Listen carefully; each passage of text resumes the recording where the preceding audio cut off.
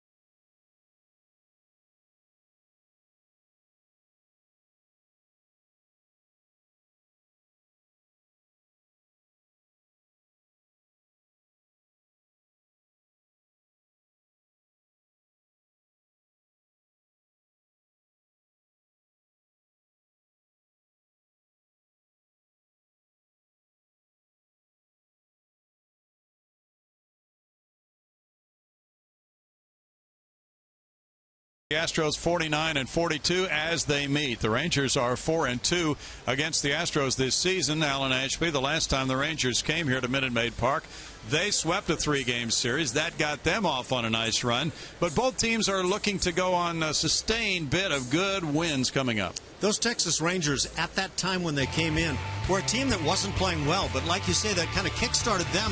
They started playing great baseball, got over 500, were in second place and challenging. They've dropped off, and the Astros have had their struggles, and now you see the Angels on top by half a game. But that's a division that is tightening and could go any direction.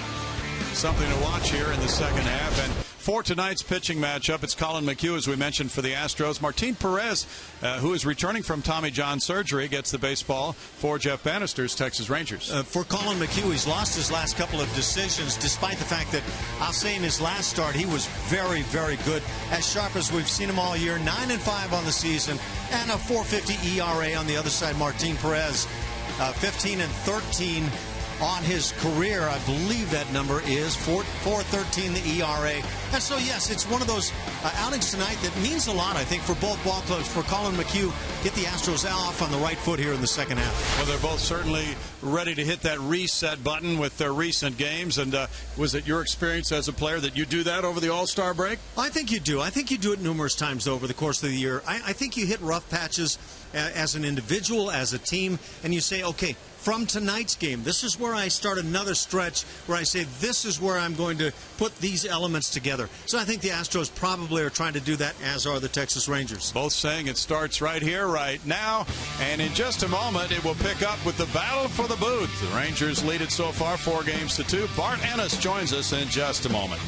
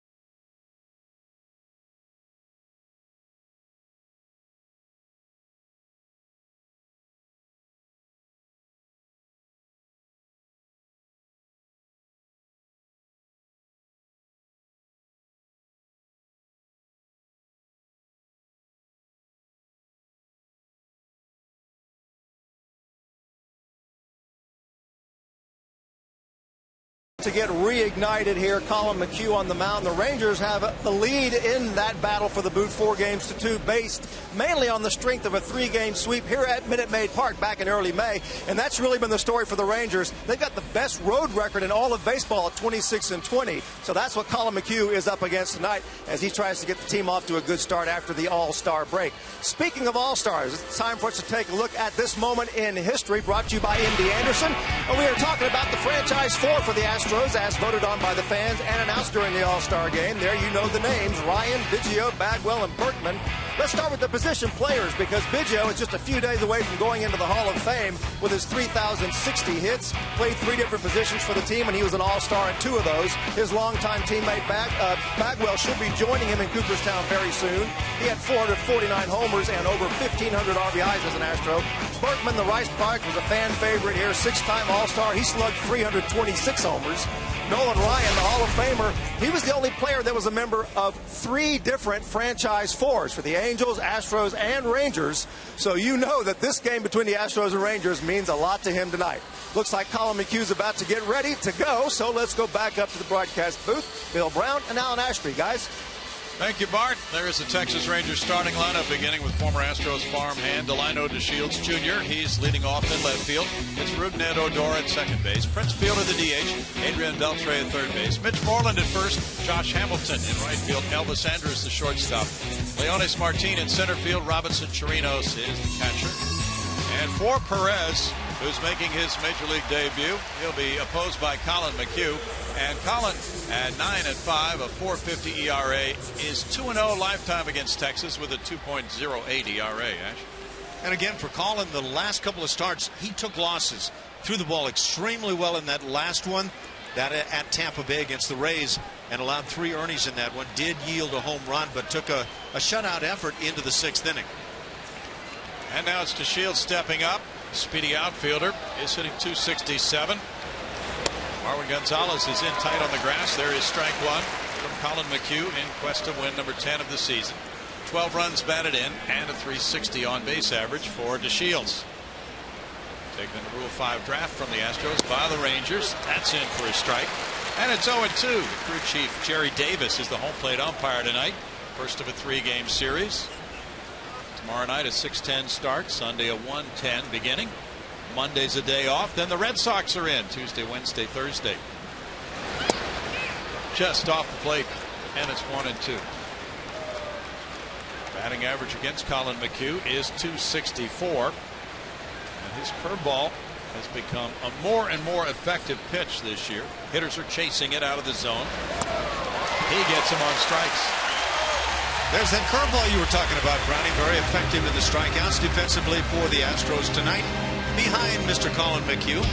In the outfield, L.J. Hosen left. Jake Marisnick in center and Colby Rasmus in right field. On the infield, the left side has Marwin Gonzalez. Carlos Correa on the right. It's Jose Altuve and Chris Carter. And behind the plate, Jason Castro. Now the young second baseman from Venezuela, Rougned Odor. And he is a bunter. Chris Carter's in tight at first. He hits a line drive over Correa's head into left center field. Jake Marisnick backhands. He's got to play at second. Here's the throw on one hop. Altuve with a tag. Out at second base.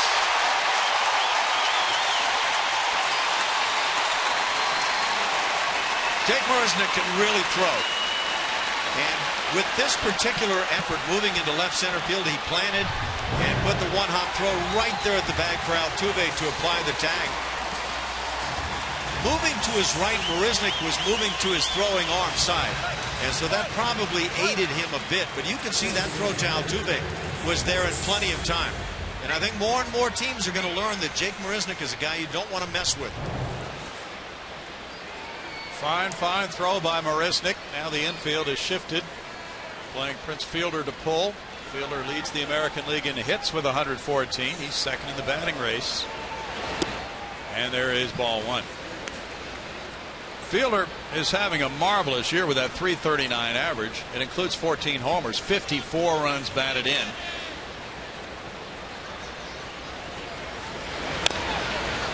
Like a changeup, but it's tap foul. 1 ball, 1 strike. Colin McHugh is a resourceful type of pitcher. It's always interesting to see how he's going to approach a game or a hitter. Ash? Last time out, got the fastball up to about 92 a time or two over the course of the game. But 91 was kind of where he settled in.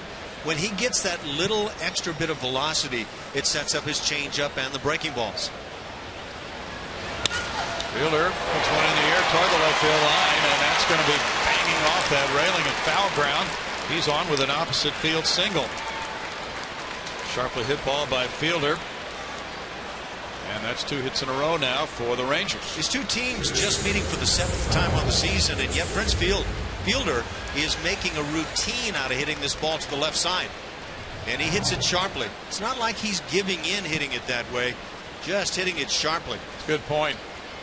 He rammed that low liner by Marwin Gonzalez. Now he's aboard for Adrian Beltre.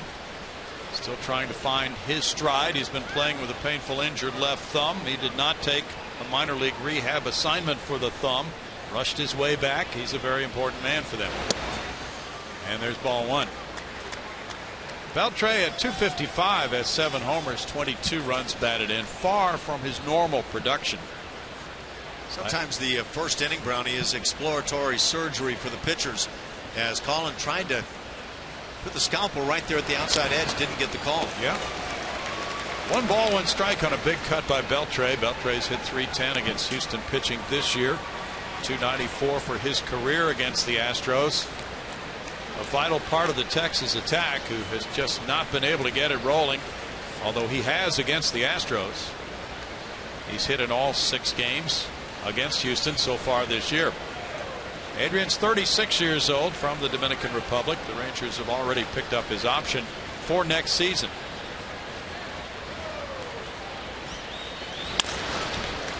And that one goes foul, bouncing it wide of third base. It's a 1-2 count to Beltre. That was a fastball that was not where Colin McHugh or Jason Castro wanted it. And I would say that for the moment anyway is the difference in Adrian Beltre now and what he can be. And it's not to say that he can't get back to that hitter, but the Rangers, like the Astros, have been scuffling, not coming up with the big swings.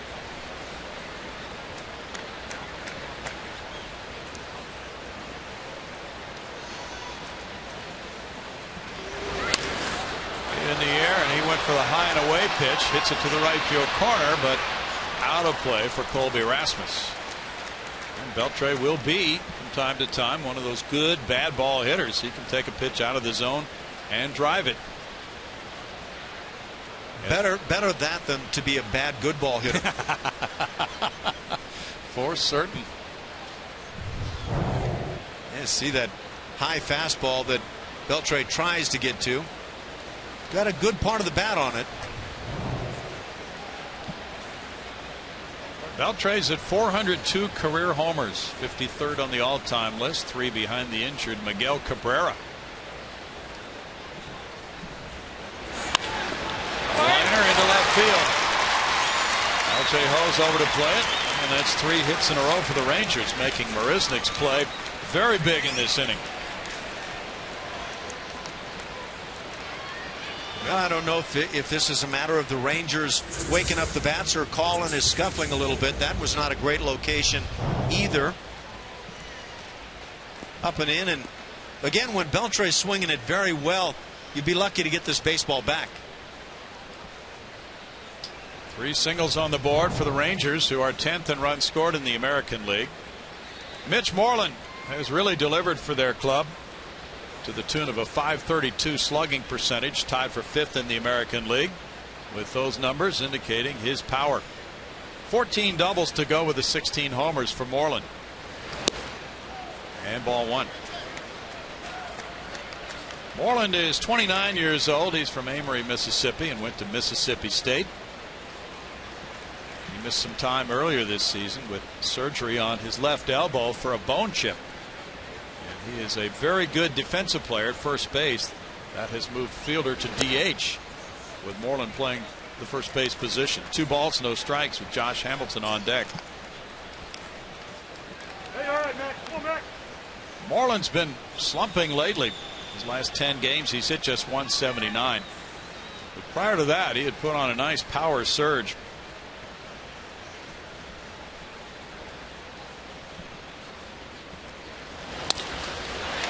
Smacked into right field, charged by Rasmus. Stop sign at third, and that's the 4th single of the inning.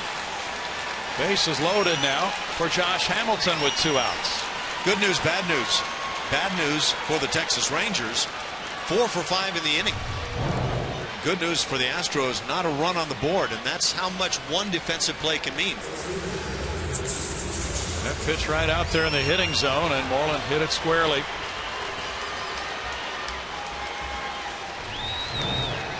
Josh Hamilton comes up for the first time against the Houston Astros this season. He is 1 for 6 lifetime against Colin McHugh. 240 for Josh, 2 homers, 6 runs batted in.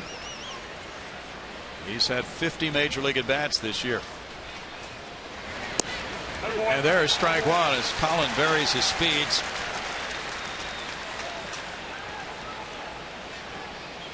Hamilton joined the Rangers, as you know, after being released by the Angels. He won a game with a walk-off hit May 31st and then went on the DL with a left hamstring strain. Curve in the dirt makes it a 1-ball, 1-strike count. Had a couple of home runs in one game 2 days prior to that night you're talking about. Nice job here by Jason Castro. He just continues to do a fine job defensively.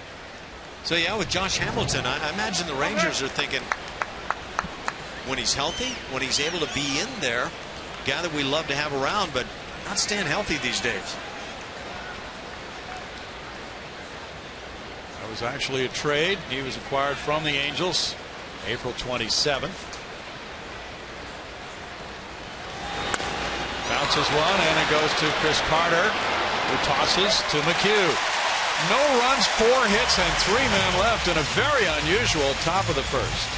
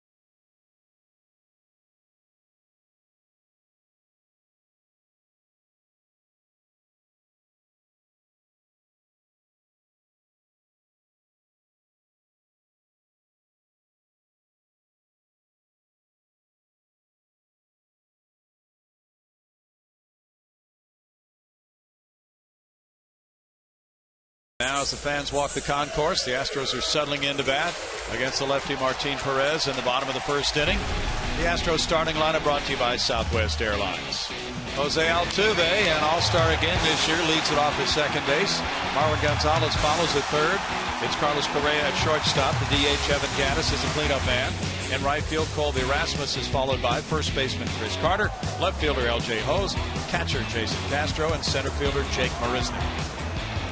On the mound for the Texas Rangers, 24-year-old left-hander Martin Perez, making his first outing of the season for Texas, coming off Tommy John surgery, which he had early on last year, came to the major leagues in 2012, and lifetime in the big leagues, all with the Texas Rangers, 15 and 13. And those 3 career starts against the Astros, very good. 3-0 with a 1.50 ERA. Last year he won his only start at Texas against Houston.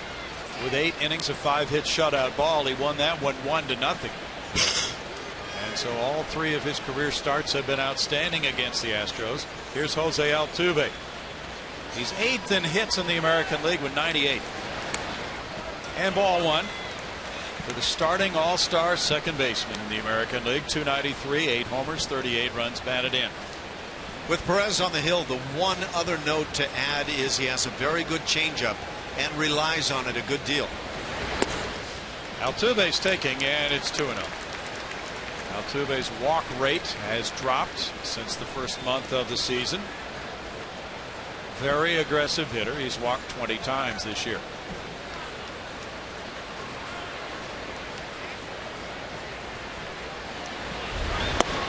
He looks at that one, and it's 3-0 for Perez. And logical to take some pitches here because Perez has not pitched in a major league game since May 10th of last year. And he's had 6 rehab starts in the minor leagues this year. That's a 4-pitch walk. Altuve's aboard for Gonzalez.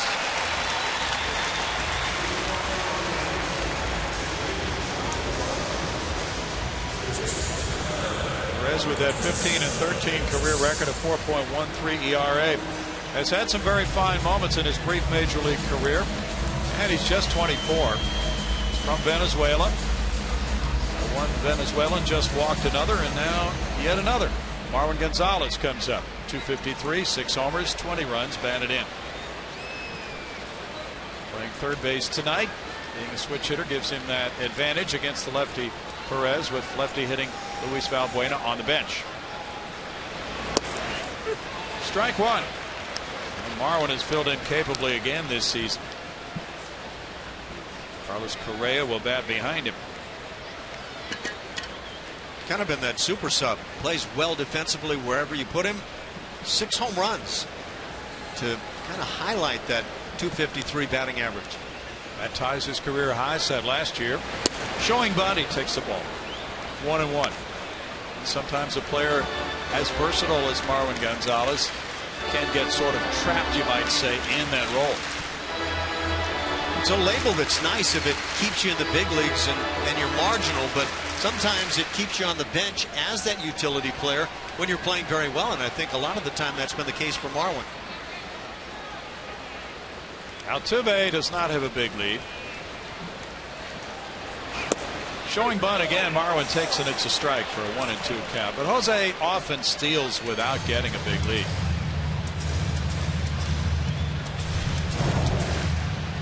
I don't think Marwin was a fan of this call. I think we can all join that fan club. And now he's behind 1-2. Andrus and Odor are the double play combo. And the throw goes over. The Astros lead the American League in steals with 69. Altuve has 25 of those 69, and he's the top base stealer in the American League. The catcher Chirinos has thrown at 8 of 30. It has been a sizzling day outside. More of same expected the next few days. Little chop goes foul. Still 1-2. Now, these two teams could probably relate to what each is going through right now. The Astros coming off that 2-8 road trip with a 6-game losing streak right now, and the Rangers coming off a 1-7 homestand. They're quite different, though, in their records within the division. The Astros are 22-16 against the teams in the American League West. The Rangers are 11-23. 3 of those 11 came in their sweep here. That's a ball, and it's 2-2. Rangers are really bizarre. You alluded to the fact they have not played well recently at home. They have the worst record in the American League at home, 16-26, and yet they're the best record-holding team on the road this year. It's strange.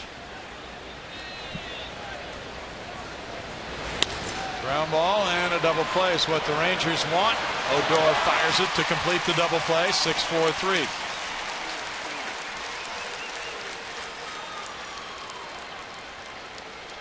That's their 87th double play of the year.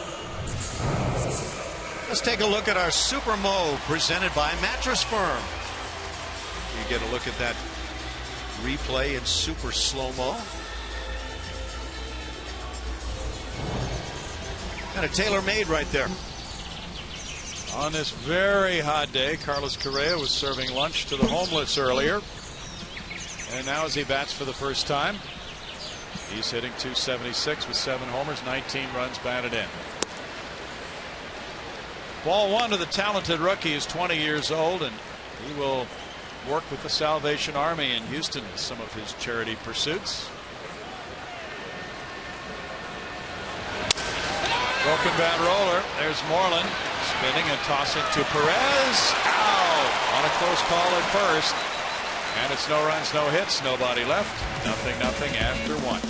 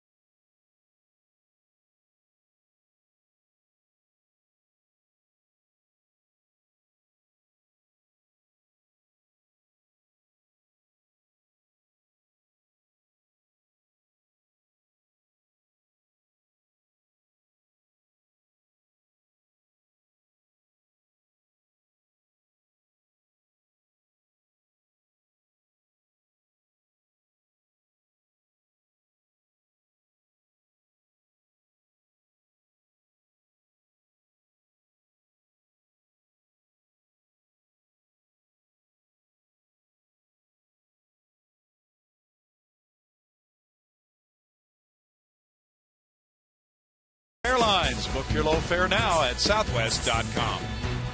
And by HEB. No store does more than my HEB. Rangers nothing, Astros nothing in a very different first inning. The Rangers got 4 consecutive singles in their half of the first. The Astros mounted only 3 base runners because of the double play ball hit into by Gonzalez in their first inning. Colin McHugh comes out for the second and faces Elvis Andrus. Andrus not having a very good year at all with the bat. Steps in at .242 with 3 homers, 29 runs batted in.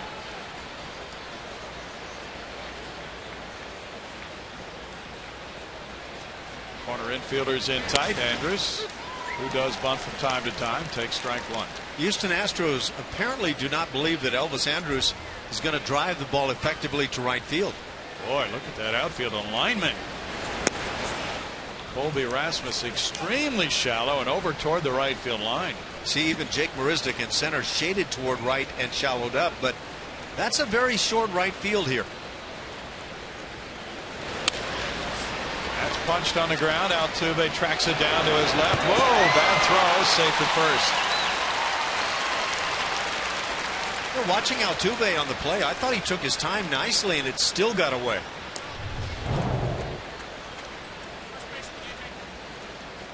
Rather routine for Jose, though it took him to the outfield grass.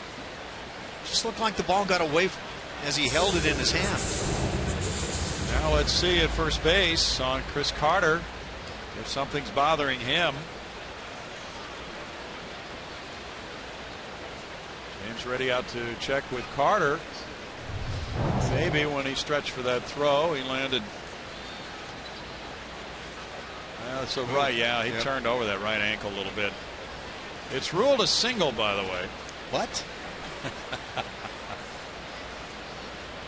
You know, it actually was setting up to be close at first base.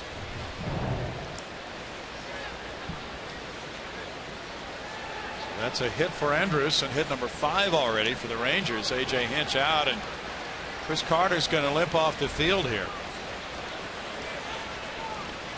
Lefty hitting John Singleton is among those on the bench.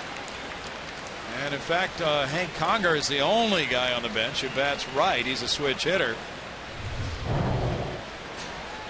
Now, there's no doubt what is bothering Chris at this point. Chris is not a real demonstrative guy. And watching him go off the field, I would assume he was trying to say, hey, look, I think this will loosen up on me and everything will be all right. But, you know, it's a tough decision right now who you run out as your first baseman on this club. Singleton gets the call. He's the replacement for Carter at first base. It's a base hit, huh? That was ruled a single by Elvis Andrus. And Leonis Martin will be coming up next. Colin McHugh, with the delay, is throwing a few warm-ups.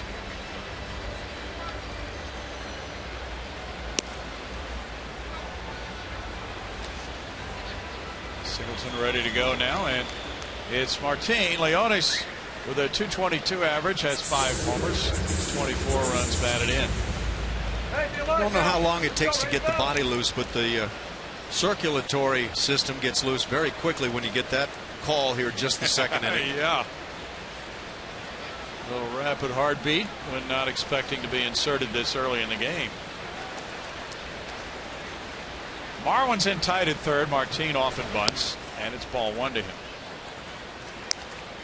Even though Martin has not posted good numbers offensively with an OPS of only about 600, he has defensive value.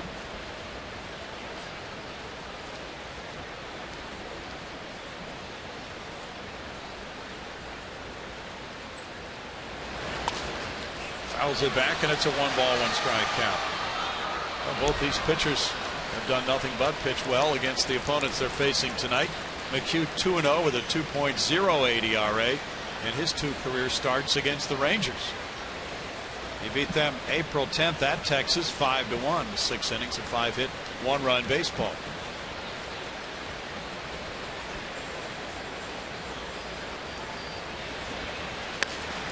Rolled out to shortstop. Correa hurries it to Altuve, who guns it to Singleton. Double play.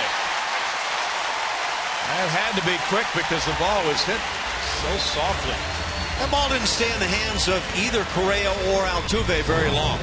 And I have to say, there have been some impressive turns by Altuve this year. This one is certainly among them. Watch how he takes the glove from that point and takes the ball out right-handed from that point exactly and makes his throw. That was really quick. Now 2 outs. Altuve only had that ball for a fraction of a second from Correa, and it's Robinson Chirinos with strike 1 on the slider. 213 for Chirinos, 8 homers, 27 runs batted in. Or was it the cutter, because he throws both, Ash? Yeah, it's beyond definition sometimes. And a lot of guys have cutters that look like sliders and sliders that look like cutters, and all in the terminology. I used to love Andy Pettit, who would take umbrage with somebody saying he had a slider. He threw this big old thing that he called a cutter, and so therefore it was a cutter. Well, it had a lot of tilt. It did. For me, a cutter is that little thing that you measure in 2-3 inches that just kind of slides off to the side. And it's an easier pitch to throw, correct? It comes out of the fastball type delivery with just a little off-center grip. Is that the way off center is the key on that. And yes, you throw basically a fastball that's off-centered. So the reason for throwing it would be, in particular, maybe against a right-handed pitcher against a left-handed batter, try to start that ball over the plate, and it looks good to him, and then it breaks in on his hands. Well, I think in the case of Mariano Rivera, the reason for throwing it was to make everybody look bad as a hitter. Correa zips it over to Singleton. No runs a hit, nobody left, no score.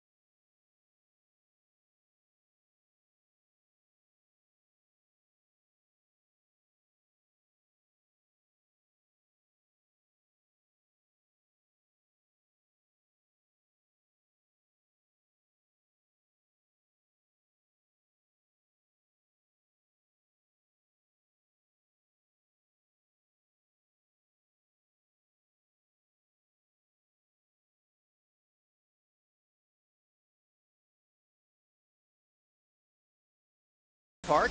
And as a thank you to the fans for your support during All-Star voting, the Astros are offering a special H-Town Proud All-Star deal. Check this out. All View Deck 1 and 2 and Outfield Deck 1 and 2 tickets will be available for just $10 for all remaining Tuesday to Thursday home games during the month of July. For more information, call 1-877-9-ASTROS or go to astros.com/HTownProud to take advantage of that sweet deal, Brownie. That is an excellent deal. Didn't know about that. Thank you, Bart.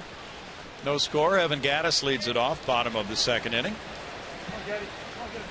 Gattis stepping up with 15 homers, 54 runs batted in, and a .241 average. That's a breaker in for strike one. Gattis has not hit that well against lefties. .221 batting average with a .637 OPS. So, yeah, go ahead and explain that one to me. Can't. Some things defy explanation. Kind of the definition of baseball. You could throw that right in there.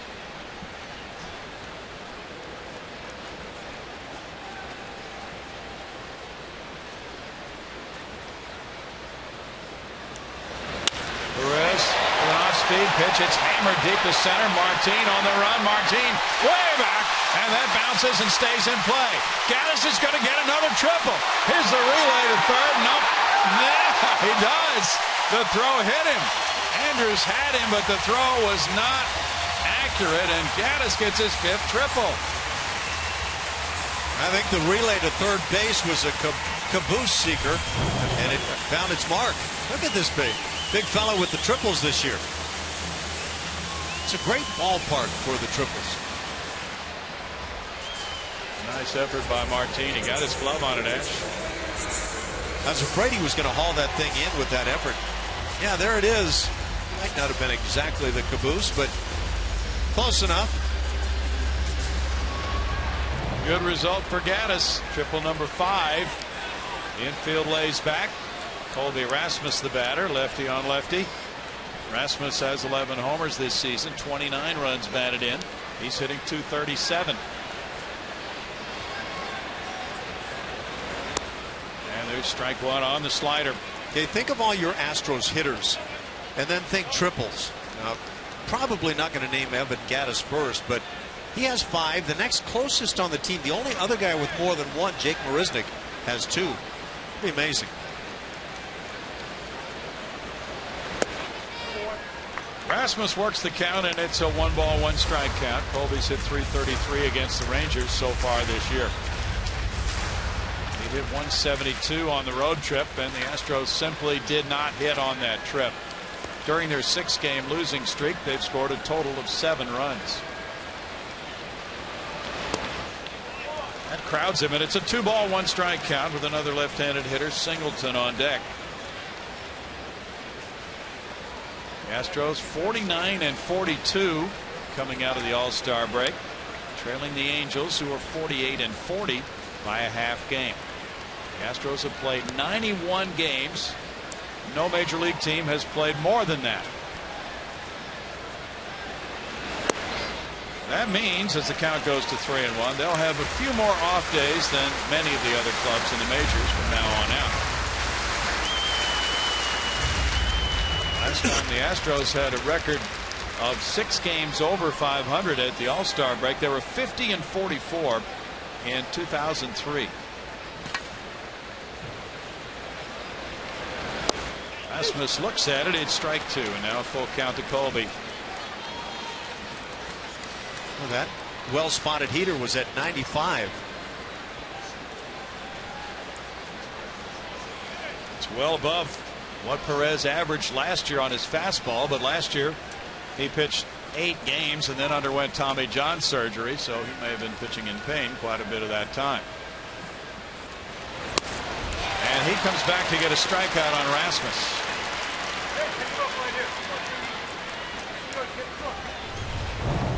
A look at our strike zone presented by MD Anderson. And that last fastball clearly within the strike zone. It was the number 5 pitch there that was certainly borderline and maybe outside of the zone. We just had an announcement as the infield comes in now on John Singleton that the man he replaced, Chris Carter, left the game with a right ankle sprain. So infield in tight, and Singleton, who's had 25 major league at bats, is hitting 120. No homers, 3 runs batted in. That's in tight, ball 1.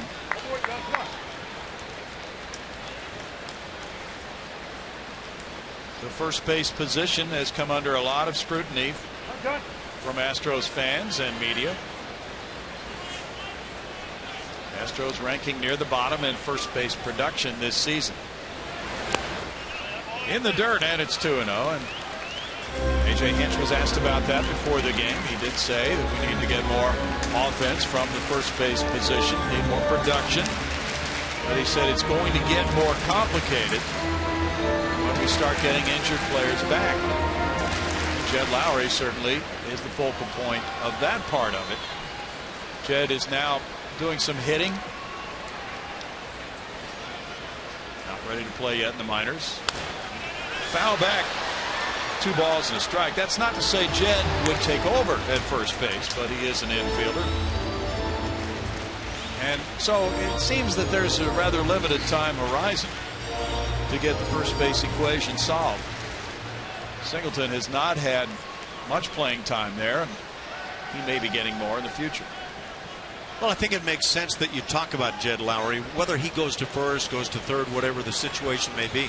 He was a good offensive player before going down. Gaddis back.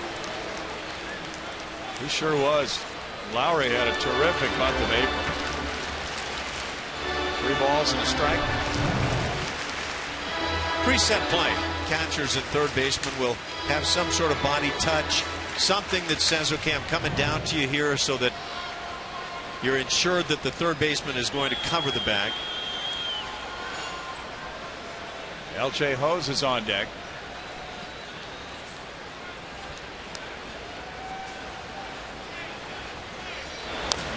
And foul by Singleton. 3 balls, 2 strikes. John had much more of an extended opportunity, as you know, in the major leagues last season. And he hit 13 home runs. In the batting average department, he really did not measure up. He hit 168. He had 310 at bats last year. Drove in 44 with 13 homers. And then there's the question, does it even get tougher against left-hand pitching if you're going to run that guy out there every night as your first baseman? Singleton takes a walk. That's number 2 of the night for Perez. Ironically, Chris Carter had very good numbers against Martin Perez. 6 for 13, 2 homers, 4 runs batted in, and now he's lost for the night. Runners at first and third, 1 out for L.J. Hose. Houston Methodist helps us get to know Mr. L.J. Hose. Favorite player growing up, Ken Griffey Jr. I think he's the winner, the leader in the clubhouse this year. Favorite movie, Batman. And go-to karaoke song, Nice and Slow by Usher. See if we can get him to break that out for us someday. Or maybe a nice and slow home run trot. That'd be good. That'd be good. Though that wouldn't be his nature, would it? Have the ball leave the yard nice and quickly. And he is 2 for 5 in his Astros at bats this season. Just joined the club, went 2 for 4 Sunday in Tampa Bay. There's strike 1, and LJ was hitting 327 at AAA Fresno this year. Had 21 doubles, 3 homers, 47 runs batted in. Not sure if I'm a fan of seeing LJ turn to bluff a bunt there with a man in scoring position at third base and a first pitch. Line shot will work. That's an RBI single to right field, 1-0. As Hose takes it hard to right field for his first RBI with the Astros this year, driving in Gaddis. Like I was saying, that couldn't have been a better at bat for L.J. Hose.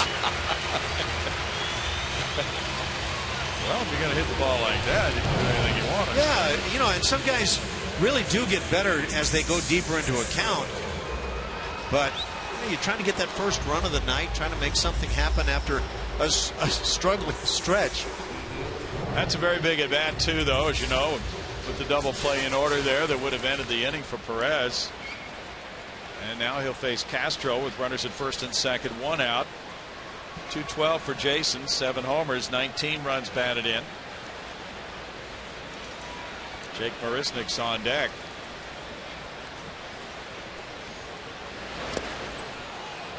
There's strike one. You can just imagine, too, and you've worked with so many pitchers, Ash, down through the years.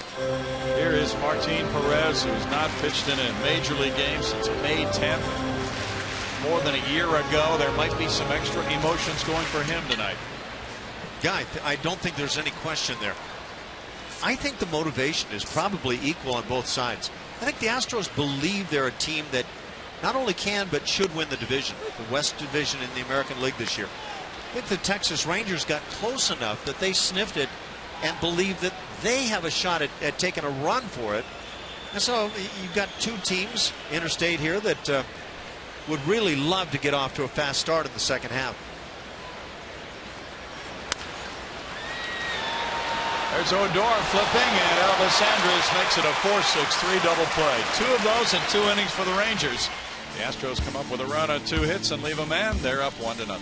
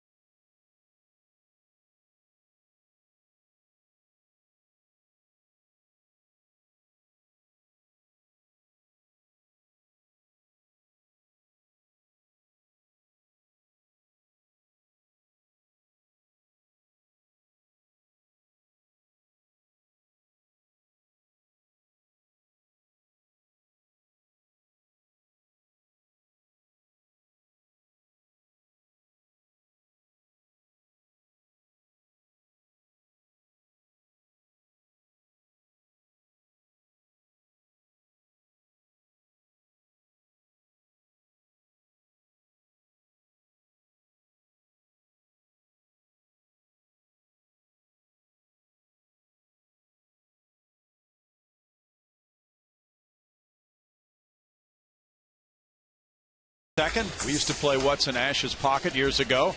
Now we're playing Name That Astro, brought to you by your local Honda dealer.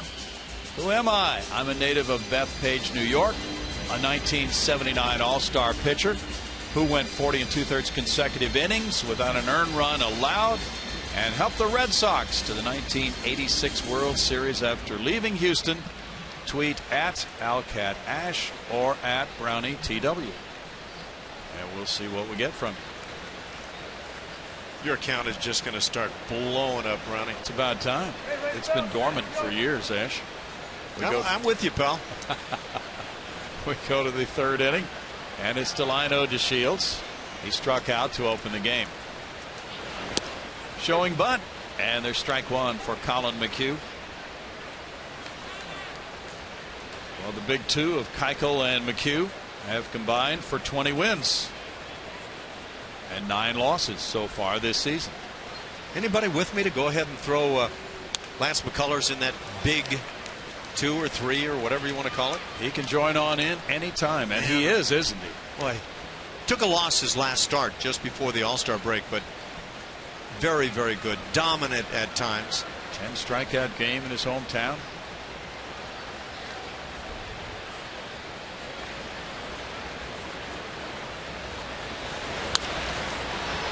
Poked up the right field line, but foul for Colby Rasmus.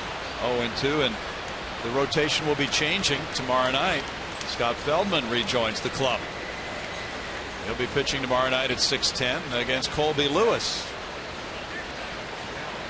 So Scott, who was of course in that original 5-man opening day starting rotation, back from knee surgery, and that could give the Astros a nice boost. Upstairs, and it's 1-2. Vincent Velasquez, he's in the minor leagues right now, but after the off day Monday, when the Astros get back to their 5-man rotation without off days, it's expected that he could get a call back.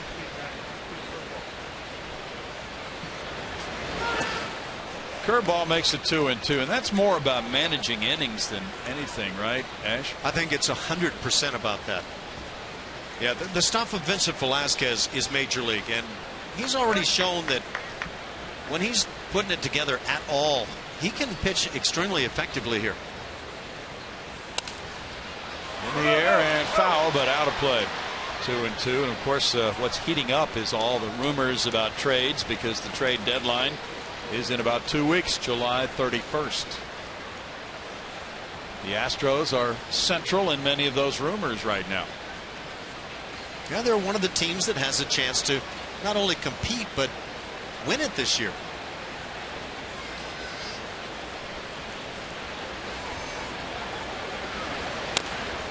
Curveball is tap foul, and it remains a 2-ball, 2-strike count. You probably peruse a few of the trade rumors from time to time, correct? Yeah. But you do not pay much attention to Las Vegas odds, do you? I saw that Las Vegas is in a tizzy. They're in upheaval because of the Astros, and who was the other club? Kansas City. Kansas City, that's right. You did read that story. Yes. Off the end of the bat, it's fouled away. Well, according to that story we both read today, the Las Vegas odds makers are a little bit concerned because so much money has come in on Kansas City and Houston from earlier this season. The Astros opened with 100-to-1 odds against them being in the World Series. Now it's 8-to-1. Uh-oh.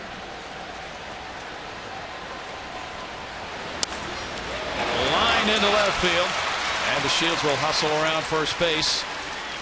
And that is hit number 6 already for the Rangers. They've all been singles. That was one outstanding at bat. He's a threat to run with 14 steals and 16 tries. Comes down to a base hit, obviously, on the breaking ball, but battling, staying alive on close pitches, and eventually getting to that one. DeShields is aboard. He might try to wreak some havoc here on the bases with Rougned Odor, the batter. Odor singled over shortstop. He was thrown out trying to stretch that into a double.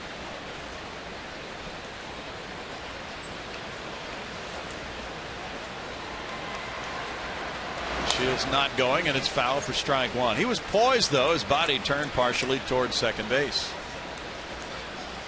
I think he's one of those guys that thinks run first. And I don't even know what shuts a guy like that down.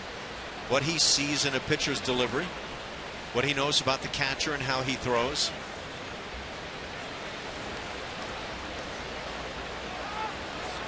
McHugh can combat the running game with what he's doing now, varying his times in the stretch.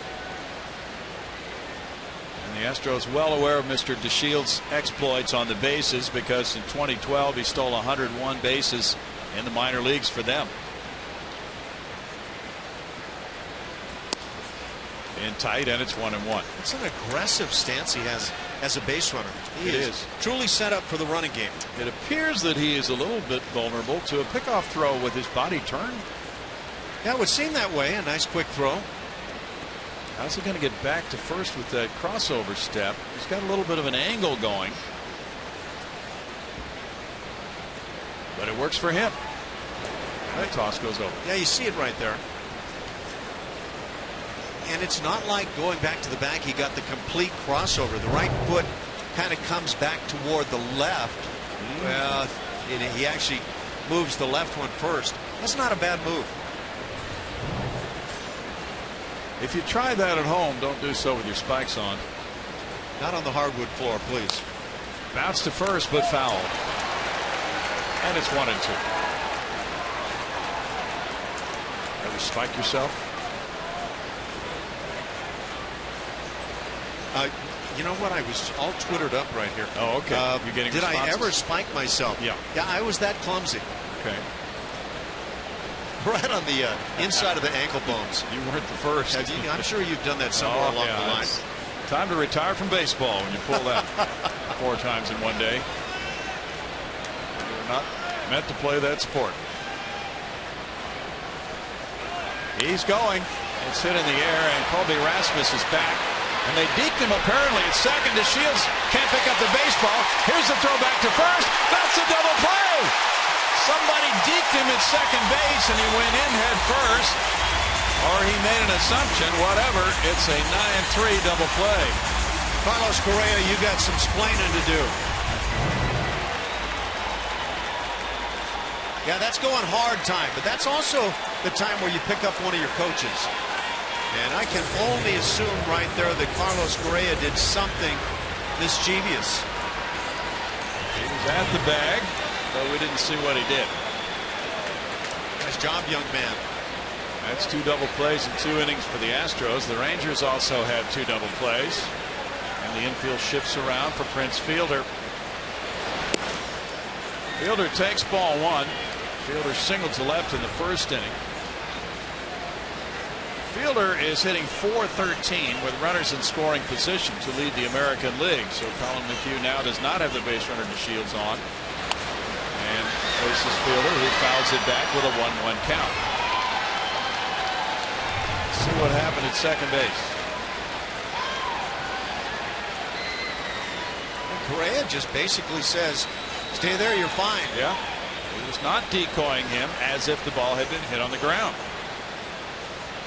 That one's all on DeShields.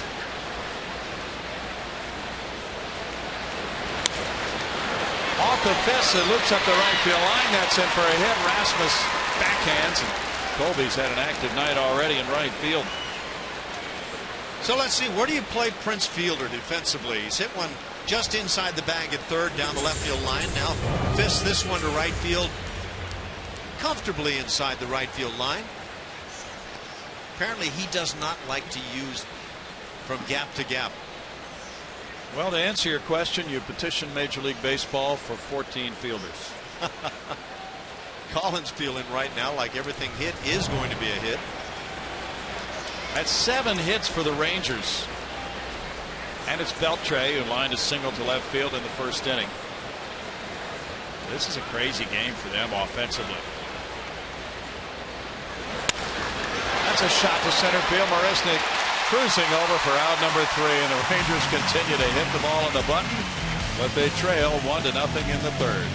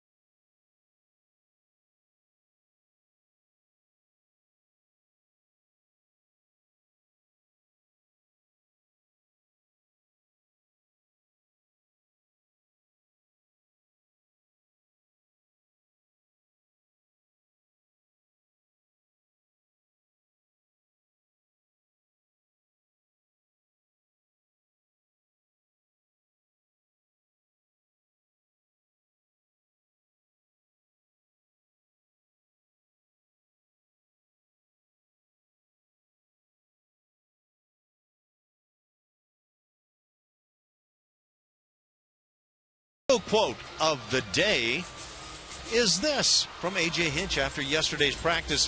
I think everybody needed a few days off. Everybody looked refreshed. Everybody's talking about what they did over their break, and hopefully everybody's talking about the way they are going to put it together as a team here in the second half.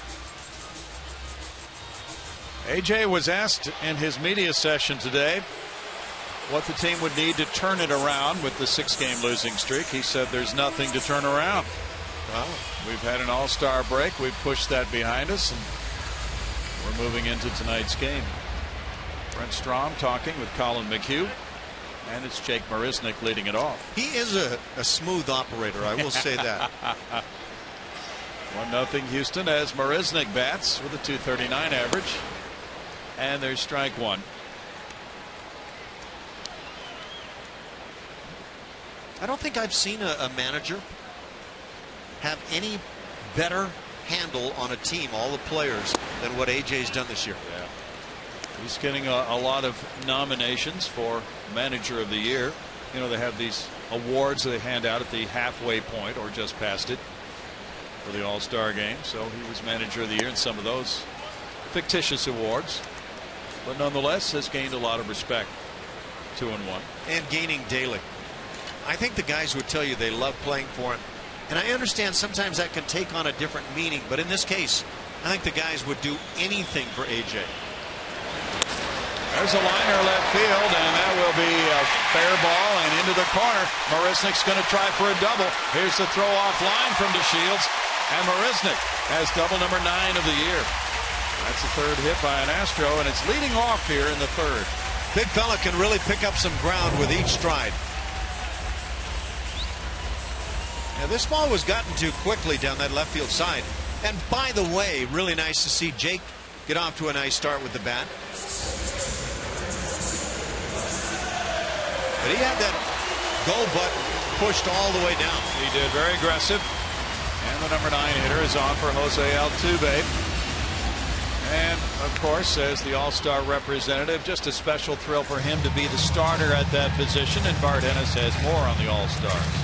Yeah, guys, you were talking about A.J. Hinch talking about his All-Star experience, and he and Dallas Keuchel both before the game today were talking about how great it was to get to just hang out with and spend some time with some of these American League All-Stars that they compete against, and just getting to know them and the camaraderie that was built so quickly in that American League clubhouse. And they also had a blast meeting, of course, some of the all-time greats, Pete Rose, Johnny Bench, Willie Mays. Dallas Keuchel said he couldn't believe he found himself standing next to Willie Mays. It was just a big thrill for those guys, that All-Star experience. Hank Aaron, Sandy Koufax. It was a great show in Cincinnati. Ball 1 to Altuve, who walked on 4 pitches earlier. He has taken 6 pitches. They've all been balls. Can you ever remember this kind of a game for Altuve? The first 6 pitches he sees in a game are balls, and he takes all of them. He is going to be furious. He's hit .321 with men in scoring position.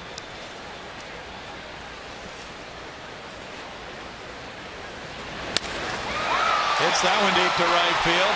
Hamilton back over Hamilton's head. It kicks up high off the wall. And here is Marisnick coming home. 2-0 Houston. RBI double Altuve. 17th double of the year for Jose, who drives in his 39th.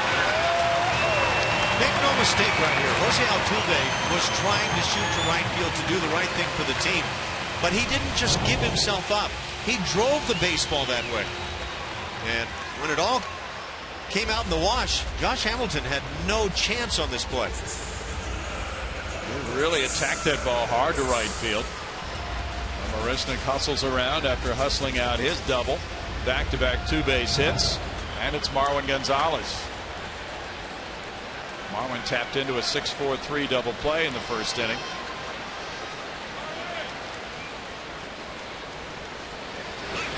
Bunting and fouling it. There's strike one. We pass along our best to Perry Furman, who was to have been our producer for this series.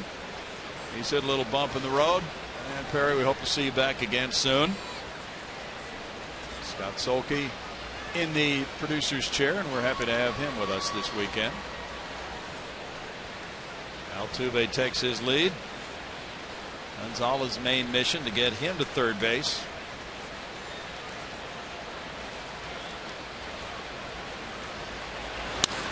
And up the middle, that'll get him there. Altuve's being sent. Here's the throw from Martin, and it is there waiting for him to be tagged out. And Gonzalez gets into second base. That is the 11th outfield assist for Leonis Martin this season. Number one, really nice job by Marwin, and he also, like Altuve, was trying to fight this baseball and push it behind the runner. Did so beautifully. But because it wasn't hit all that sharply, it left Martin in center field with a chance to come on hard, shorten the distance, and show off a very good arm. Altuve looked surprised by the send from Gary Pettis.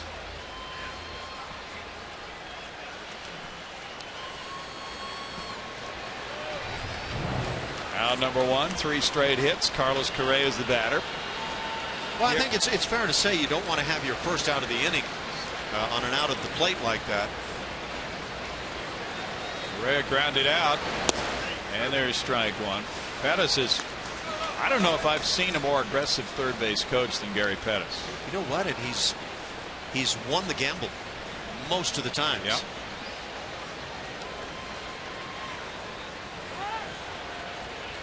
And I think because of his aggressiveness, the base runners know they need to truck it hard between second and third, because the assumption is they're going to be sent home. That guy can fly, and you know Altuve was doing all he could. With that little soft liner, though, there's a moment's hesitation as a base runner. True, good point. I just thought that right before third, he seemed to be kind of waiting a little bit. He might have made the assumption that he wasn't going to be sent home. And I would say that assumption would be based on the fact that Altuve knows better than anybody in the ballpark. There was a hesitation on that liner.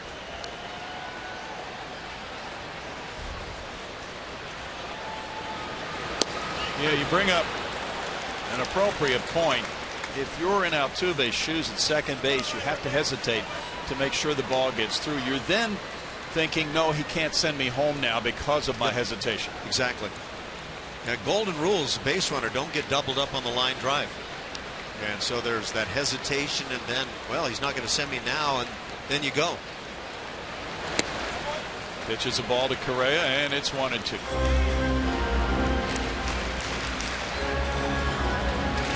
Kansas City won over the White Sox today, 4-2. Chris Young, the winner. He won his 8th, beating Jeff Samardzija. His name is out there in trade rumors. Greg Holland got his 20th save. Pickoff play at second, and Marlin is back. And the Royals are out there now with the best record in the American League, coming out of the All-Star break with a lot of respect. Yeah, they're a solid ball club, and one of the things the Astros can take from the very fine first half is that when KC came to town, the Astros had their number. 3-game sweep. Astros will be headed for Kansas City later this month. In fact, next weekend. Correa with a grounder that will shoot by diving Andrews. Marwin Gonzalez coming to the plate. 3-0 Houston. 4th hit in a row. Correa gets number 4. That's his 20th run batted in, and Marwin scores run number 3. A bit of a shift on with the shortstop swung toward third base. Left a large gap there for Carlos Correa. He takes advantage. And the Astros just keep piling on here in the inning.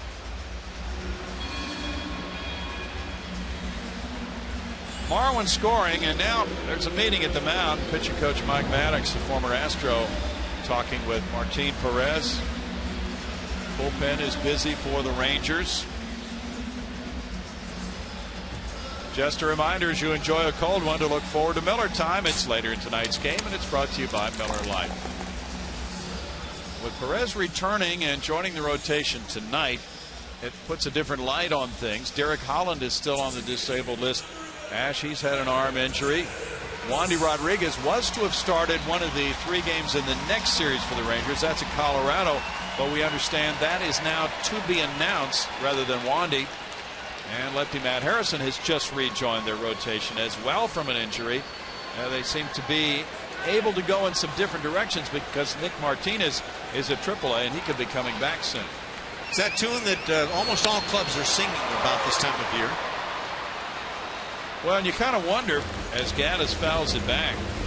Gaddis with a triple and a run scored in the 2nd inning. If you're following the trade front really closely, is this an opportunity on the Rangers' part to market some of these starting pitchers, maybe a Wandy Rodriguez, to another club and try to get a young player in return? Depends where the Rangers think they are. Line shot to left field. That's ripped by Gaddis. Gaddis is 2 for 2. That's 5 straight hits by the Astros here in the 3rd. Where it would appear that Evan Gattis is locked in. Trying to come in on the hands. That quick bat said no way.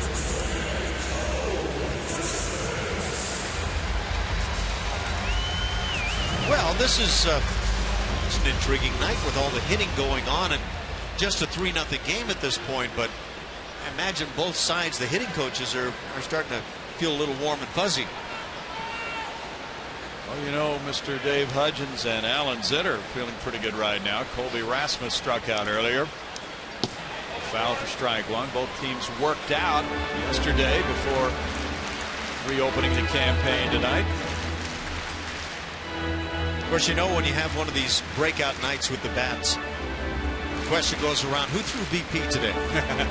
Now you're locked in for a while. You got to keep throwing. Yeah. Well, right-hander Anthony Bass, the long man in the Rangers bullpen, is warming up right now. Former Astro. Bass getting loose. Singleton on deck. And that's a take by Rasmus, a 1-1 count. Mike Moustakas hit his 8th home run today for the Royals. And Alex Rios hit number 2. And the White Sox now dropping further back, maybe in the selling mode soon. They're 41-46 right now. Line shot on one hop. There's Andrews taking it to the bag and firing over to first for a double play. The Astros picking up 2 runs on 5 consecutive hits. They leave a man.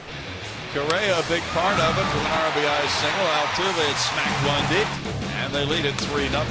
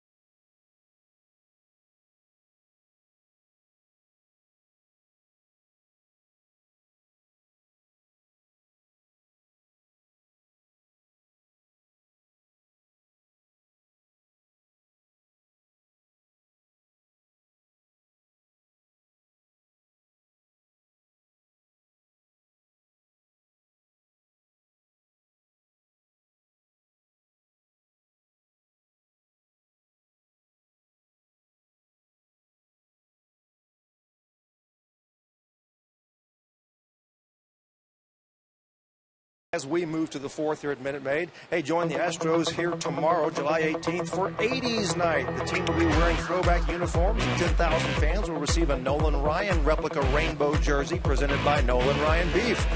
For more information, go to Astros.com or call 1-877-9-ASTROS. Ash, it sure was fun to listen to you and Noli talk to Lance McCullers on the field before the game tonight, talking about the grip on the changeup and how he uses that pitch. Fascinating stuff. Yeah, thanks, Bart. And you know, what was kind of interesting, maybe hidden there, is Lance McCullers is well ahead of where Nolan Ryan was at that stage of Nolan's great career.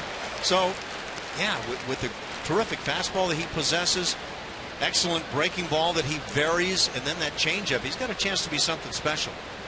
I have to ask you, as Mitch Moreland bats with an 0-2 count, what Lance McCullers was asking, if anything, when you guys had that discussion. And wow.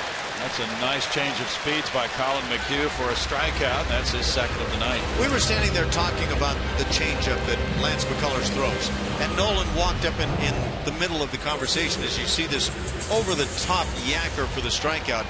But Nolan was asked how he threw his and what the variance of speed from the fastball was. And for Lance, of course, we see the changeup at 89 to 91 miles an hour. So he does his own thing, but my take on the whole deal is, and always will be, that what really matters is that you get a grip that you trust and you throw it as hard as you can. And Lance says he does just that. Hamilton shoots one foul for a 1-ball 1-strike count. He grounded out with the bases loaded to end the top of the first inning. Susan Pittman thinks Larry Anderson is the answer to our question, Ash. I don't think that's right. Thanks for trying, Susan. I think it was a classy left-hander, wasn't it? It was. Very classy lefty who is now an agent. That's not to imply that he's no longer classy. Well, he's staying classy in San Diego, is he not? Yes.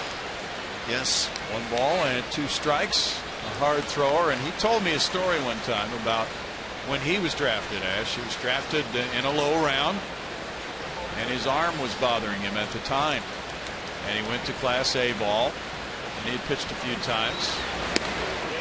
Hamilton strikes out. That's strikeout number 3 for McHugh. And then they needed a starter at Double-A, so they called him up to start, and he just knew that his arm was going to kill him. Some nice riding action there on that 4-seamer, and Colin has emphasized that in some recent starts, Ash. So yeah, that high fastball serves him very well. Yeah. Joe decided that he would go to the mound and give it his best shot in the starting assignment. And in the first inning, his arm was killing him, and he called the trainer out.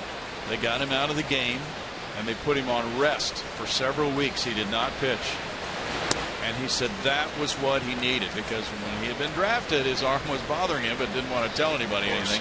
But with the rest, he came around, and the arm never bothered him again until after, what, 8 or 10 Major League seasons he needed Tommy John surgery. Yeah, and it was a lot of times when I do have the opportunity to mention Joe, or this unnamed player. Yeah, Joe is his first name. Yeah, well, it's not your everyday Joe, but no, much better than that. But he was one of the guys the Astros lost in the early 80s to injury, that when you look at that list of the talent and players that the Astros lost, man, they were set up to be some kind of team. Yes, they were. Here's a guess. Kurt Schilling. That is not correct. We used to call him Joe. We have several correct answers on Twitter. Off the end of the bat, this will reach the seats. And it's 2-2. Is it about time to let the cat out of the bag? Yes, sure. Let's get some other answers that we had first, Ash. We have other answers? Ken Forsch. Yeah, I did see Ken Forsch on there. Of course, Ken threw the no-hitter early in the season, first week of 1979. That against the Atlanta Braves. Tiger Kaufman got it. Marcia Fisher got it. Joe Sambito struck him out. Colin McHugh struck out the side here in the 4th inning, and he leads it 3-0.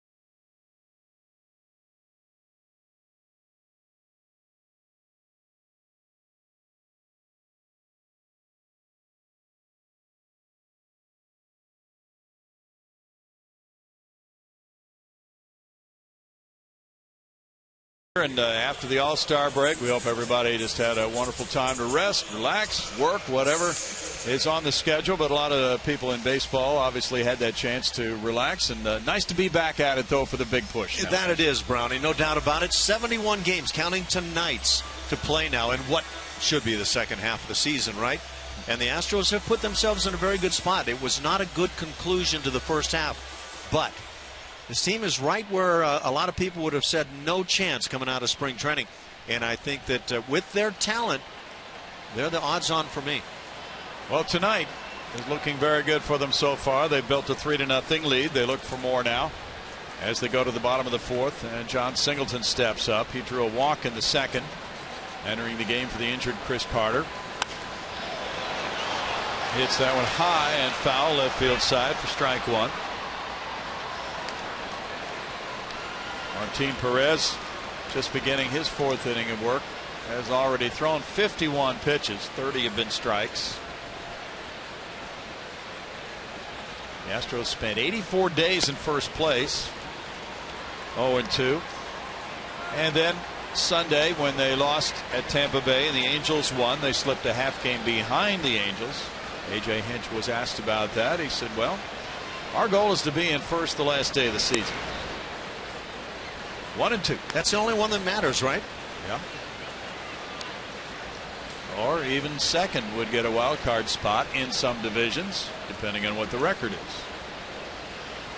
Could even be a third place team that would get a wild card opportunity. There's a bouncer going foul. 1-2. And don't go saying, oh, I don't want my team to get into the postseason as a wild card.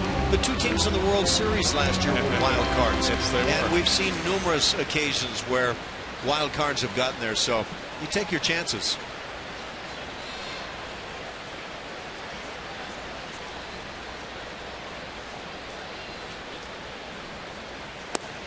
Singleton takes. It's 2-2. General Manager Jeff Luhnow did a question and answer, and Brian McTaggart has written about that on Tags Lines at MLB.com. You can get it at Astros.com. Jeff saying it's a slow developing trade market this year. Things may pick up now that the All-Star game is behind us. 3 balls, 2 strikes. The Astros will look to improve the team, but they'll also balance that against the need to keep the talent flow coming for the future from the minor leagues.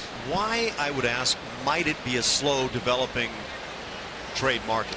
Yeah, I don't know. I think a lot of general managers are playing cards and they're keeping them close to the vest until about the 30th of July to try to get a higher price. Little jam shot, broken bat, looping single to right center field for Singleton. And he's on for the second straight time since entering the game. I was going to suggest on top of that, or with it, that close divisions right now might make it that way. The American League East, the last place Red Sox are 6.5 back. You look at the American League West as John Singleton plays the hidden music for what we're talking about. The Oakland A's in last place, 8.5 back.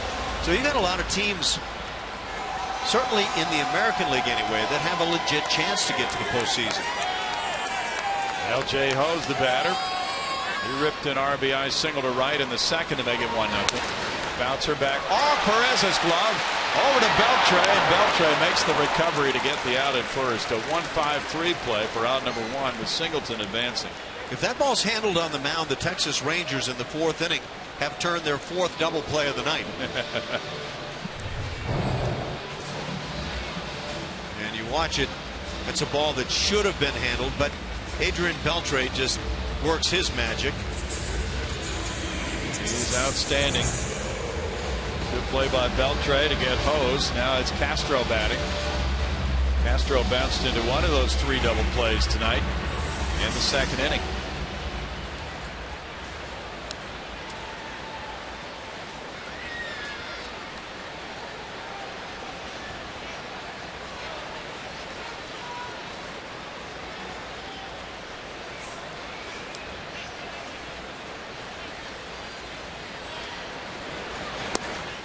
Ball 1 to Jason. The last year the Astros had a better record at the All-Star break than 7 games over 500 was in 01 when there were 10 over at 48 and 38.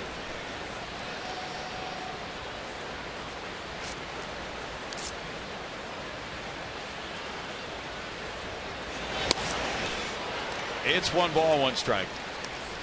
With so many teams in contention, it is going to be a most interesting 2 weeks to see what kind of roster adjustments these contending clubs make. And it's really more of an issue about teams that deem themselves to be non-contenders and make players available. There aren't many who would consider themselves non-contenders right now. Foul back, 1 and 2. In the American League West, even though the Mariners have had a very disappointing season, they're 7.5 out. With the talent they have, I would assume they consider themselves contenders, Ash. I think so. How about the Athletics? They lead the league in ERA. They're 41-50. They have a terrible record in 1-run games. Maybe they think they can make some magic happen. Statistically, there are numbers that say the Oakland A's are much better than that 41-50 mark. Grounded to second. Odor over to Moreland. And singled into third, 2 outs. Yeah, I think that certainly plays a big part. And I don't think teams like we've talked about want to tell their fans we don't believe we have a chance. It would have to be an overwhelming deal to make some of those clubs give up on some of the talent they have. You saw the Oakland record of 41-50. That's the worst record in the American League. .451 winning percentage. The last time every team in the American League was at .450 or better at the All-Star break was 1944. Jake Marisnick, the batter. He doubled and scored at the third. There's strike 1. 1944. You remember that, of course. Well, that was not my favorite season. You know, come to think of it, wasn't that the year the St. Louis Browns played the St. Louis Cardinals in the World Series? You have to show me that. Okay, we'll check. Broken bat, Beltre. Threw him out. No runs a hit, and the man left at third. 3-0 Houston through 4.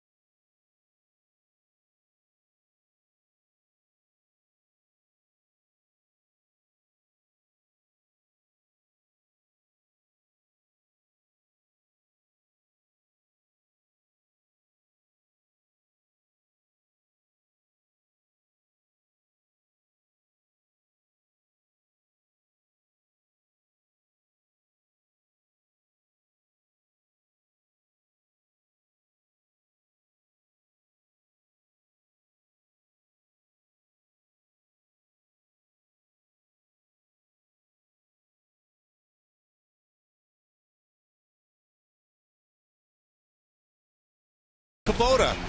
And of course, we're talking about Colin McHugh tonight for the Astros. Colin, who has shut down the Rangers through 4 innings, also struck out the side of the 4th inning, getting Mitch Moreland, Josh Hamilton, and then Elvis Andrus in order. And first 3 strikeouts on the night. Make that 2, 3, and 4 for Colin McHugh, pitching well. And with the 3-0 lead, he goes to the 5th inning now. Martin Chirino, Sandy Shields due up for the Rangers. Rangers have had a very unusual season. They started the year 8-16. Then they did a complete reversal and went 29-15. And now in the last 20, they've gone 5-15. Which team are they? That's what their fans are probably trying to figure out right now. Martin, the batter, he bounced into a double play.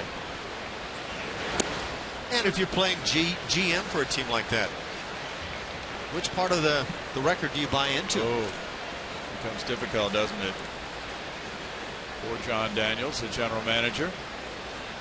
Jeff Bannister thinks his club is a contender, and when we check that AL West, we could understand why all those teams would think that, having remembered recent years with the Astros in 04 and 05, if you consider that recent, and what they did in the second half of the year.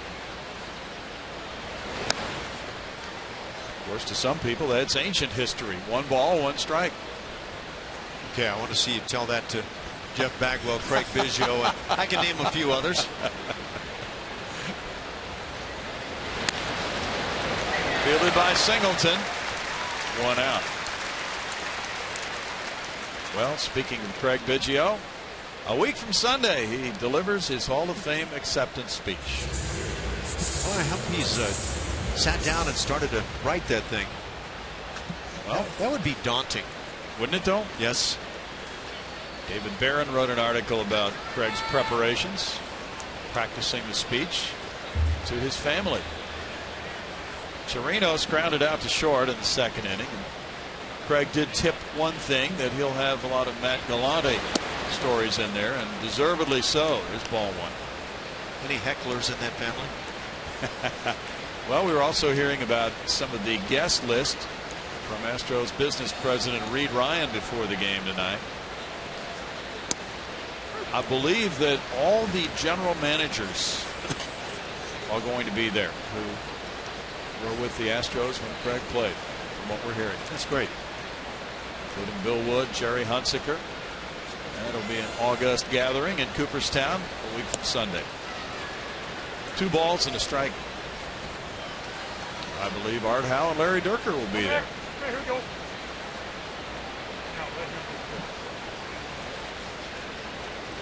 Or if Bob Watson going to get a chance to be there. That would be great.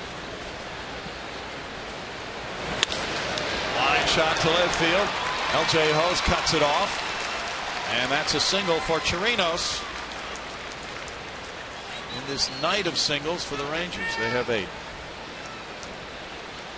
Celebrate Craig Biggio at the Biggio Hall of Fame weekend, presented by Coca-Cola, from July 31st to August 2nd. Biggio weekend giveaways include a Hall of Fame bobblehead, replica pinstripe jersey, and a replica Hall of Fame plaque, each to 10,000 fans. For more information, visit Astros.com or call 1-800. Make that 1-877-9-ASTROS. Do it today. That'll be an important time for the fans here in Houston to celebrate Craig when he returns from Cooperstown. Delino DeShields is 1 for 2. Started the bat, and it's ball 1.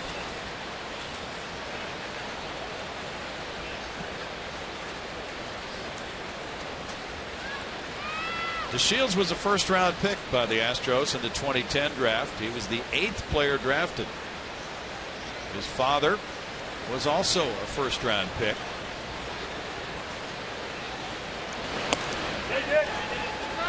There's a check swing, and that goes DeShields' way, and it's 2-0. I need to correct something. He's not Delino DeShields Jr. That's a myth that we all had thought was true for a few years, but we heard earlier this year that he's not officially junior. But once you get something in your brain, how do you get it out, Ash? He's a full-grown young man. Frontal lobotomy? I guess so. Foul back, and it's 2-1. Once true, always true, right? His dad was quite a speedy base stealer as well, so those genes have carried along quite well to this native of Gaston, Georgia. Now, last year, wonder what Delino was thinking when he hit 236 at Corpus Christi. And did you think he was maybe had the idea in his mind that he was a major leaguer in 2015? Yeah, you wonder what a player thinks, but I think maybe we got a glimpse as to what others thought about it. Texas Rangers took a shot, and boy, it's certainly worked out to this point. It has worked out for them. And by the Rule 5 draft, they have to keep him on the major league roster all season or offer him back to the Astros. It would seem that he's going to be a keeper.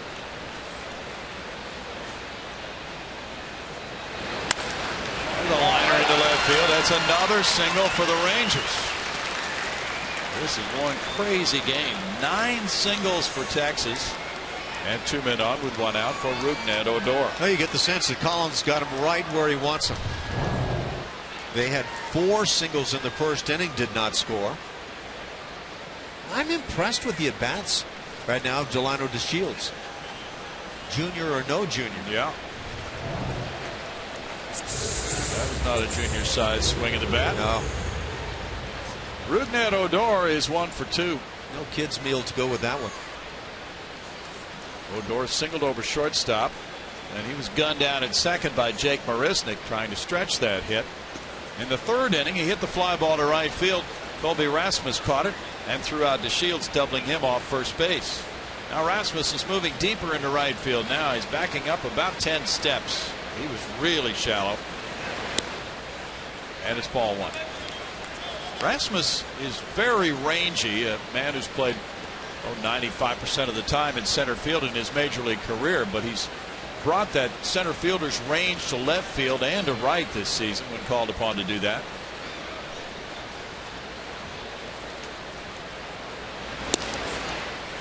The way he's moving around out there, I get the sense that he's trying to tempt hitters to come his way.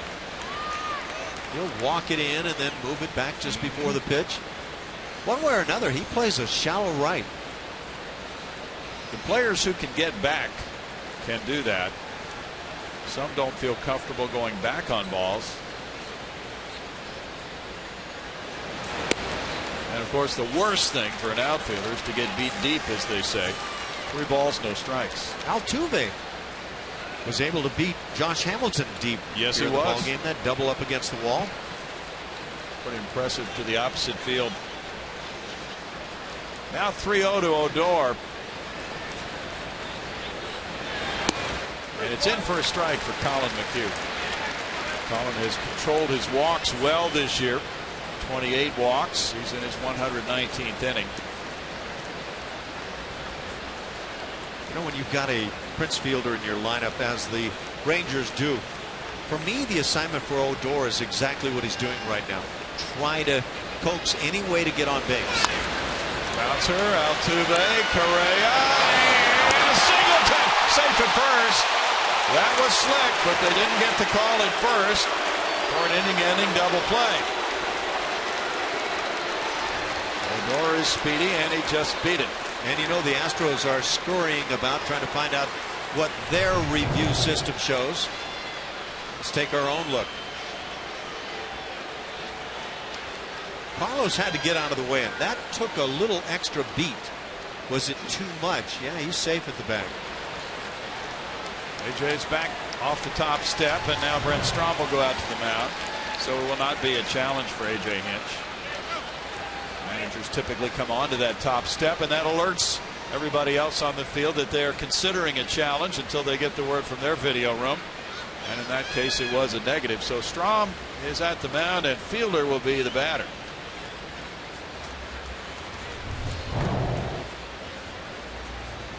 That's mighty close, but you used to always hear tie goes to the runner. That beats a tie. For me, Odor is going to stand with that infield leg out. And it could be a very meaningful play, because now Fielder has the ability to tie this game. Fielder's 2 for 2 tonight. He's hit 25 career homers against the Astros. Here at Minute Maid Park, Prince is a .335 career hitter, and he's driven in 47 runs in 56 games here. That good hard slide and effort into the bag by Delano DeShields sets up for me this at bat now for Prince Fielder. Strike on a foul tip. Fielder's had a pair of 3-hit games against the Astros this year. Last year he missed most of the season with a herniated disc. Had neck surgery. He had missed 1 game in the previous 5 years.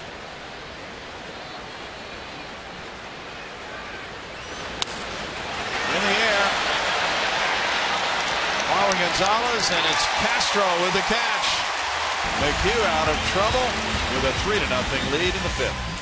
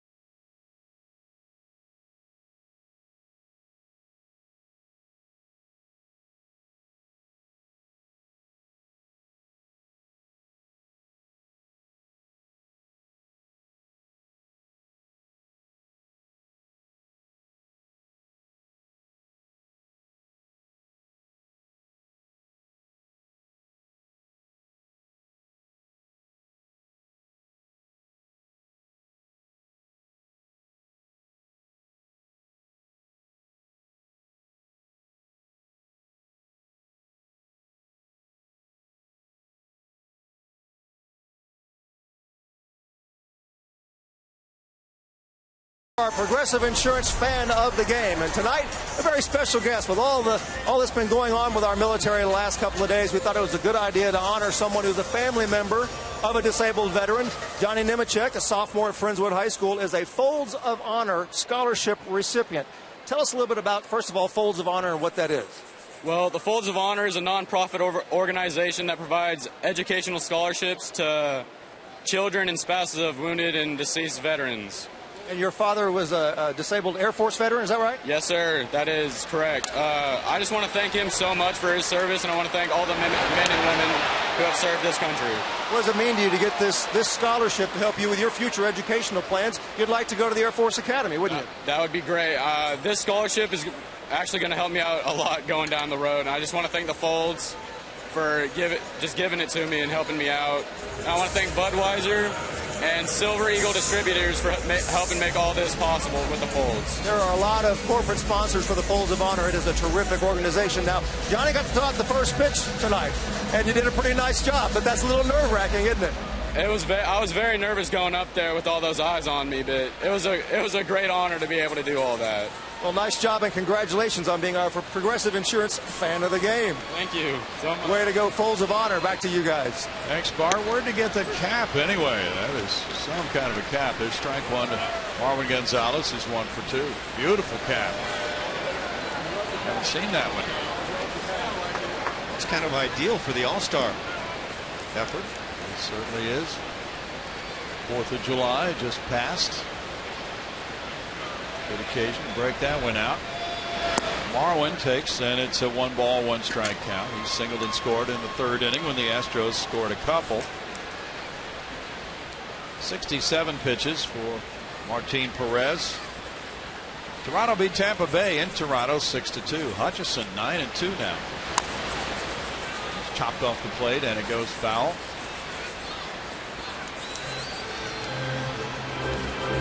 Donaldson hit his 22nd home run for the Blue Jays. They're back to 500, as is Tampa Bay. Hutchison is one of those guys who's got tremendous run support from his Blue Jays teammates. True. Taking full advantage. That's how he can be 9-2 with a 5.19 ERA. Exactly. We might as well just start that AL East from now. They're all pretty close to 500 at the moment. Almost a dead heat. 6.5 games separating first place New York Yankees and 5th place Boston Red Sox, who will be here next Tuesday, Wednesday, and Thursday. 2-2. Red Sox Nation usually turns out in pretty big numbers here.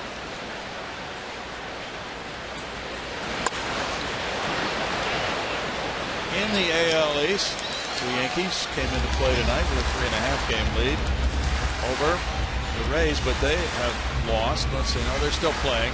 Blue Jays, look at the teams at 500. That is crazy. The Orioles had briefly run to the top of that heap. Tampa Bay held that position for a good long while early in the season. I think the Yankees, with pitching, of course you could say that about any of those teams, might have the best shot. 3-2, and the Yankees probably will add to their pitching. You would think so. Blue Jays would be candidates to do that, as would just about every contender, correct? Well, I don't know that Tampa Bay would be that team that would go out and spend money. I'm not sure. True. Broken bat liner in the left field. Marwin Gonzalez is 2 for 3. Takes the big turn. Now the ball comes back in from DeShields. And Marwin, there's some rave reviews from A.J. Hinch about the way he hit on the road trip. Yeah, and I think it even goes beyond that. I think it goes to the comment about what an outstanding utility player this guy has become. That bat from both sides of the play right now, effective, but from the right side, he's got an extremely quick and powerful bat. There's that cap on sale. That's nice. Good. They have some left. Yeah. Very sharp. If that's the last one, I'm going to beat you, Brownie. It's a race. Carlos Correa with an RBI single in the 3rd, 1 for 2. Well, if we had a race, we'd have to block out a couple of days on the schedule for that 100-yarder. There's ball 1. Now, Marwin hit .421 on the road trip, 8 for 19. And 2 for 3 tonight gives him 10 for the last 22 for Marlon Gonzalez. So we talk about options on the infield, and he certainly is one.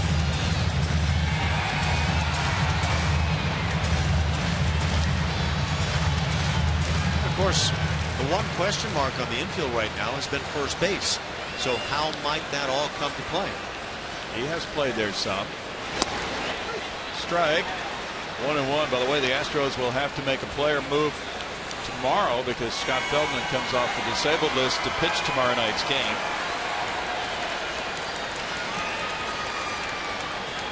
Phillies beat Miami 6-3. And there are a lot of rumors swirling around that Philadelphia club on trade issues. In tight for a ball. It's 2-1 with Spencer Patton warming up in the Texas bullpen. And he's popping it. We checked on the 1944 season. Ash and the Browns played the Cardinals in the World Series that year. Browns were managed by Luke Sewell. Cardinals by Billy Southworth. And because it was during World War II, things were pretty tight. Finances were tight for a lot of people because the Browns were in the American League and the Cardinals the National League. Those two managers, Luke Sewell and Billy Southworth, shared an apartment in St. Louis. Now there's a great story. You just don't have that kind of camaraderie anymore. And you know, it worked out, of course, great until the World Series. Now they're both in town. Who has to move out? I'm not sure how that plays out. You know, we need to hear about Mike Scioscia and Don Mattingly coming together and living together out in L.A., right? Just doesn't seem to be a fit. Bruce Bochy and Bob Melvin in the Bay Area. Yeah. Foul back. 2 balls, 2 strikes.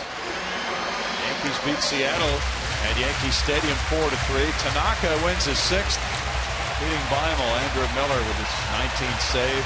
May I say that Masahiro Tanaka could go a long way to being that extra pitching the Yankees could utilize to win that division. Yeah, with Brian Cashman probably blindfolding himself, worried about that elbow blowing out every time he pitches because he did not have surgery. Foul back. But nonetheless, yeah, he's hanging in quite well, isn't he? But a guy that opts not to have surgery, I'll just take a little velocity off this year when I go to the mound. Everything will work out just fine. I think you find as a pitcher, as a player, you've got to go and give it all when you get on the field.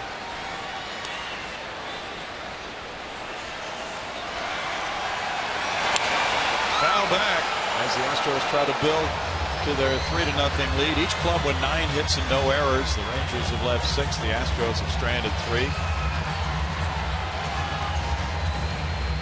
So the Astros trying to break this streak. In the last 6 games, they have scored 3 runs or fewer. And this is the longest streak of that type of lack of offense they've had in 2015. They've hit .216 in the previous 6 games against Ranger pitching, scoring 18 runs in those 6, and that's why they lost 4 of the 6.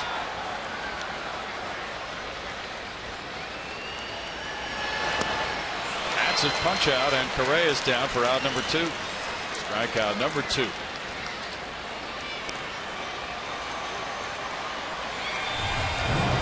Here's that back foot slider, cutter, sorry, Mr. Pettit. Very tough pitch for right-hand hitters to deal with. And again, that's the pitch that Andy Pettit always called his cutter. Perez has not retired Gaddis tonight. Evan 2 for 2 against him with a triple and a single. In that Seattle loss to the Yankees 4-3, Kyle Seager hit a pair of homers, giving him 14. Yankees got an A-bomb from A-Rod. Number 19. Chris Young hit number 11. Fouled away. There's strike 1.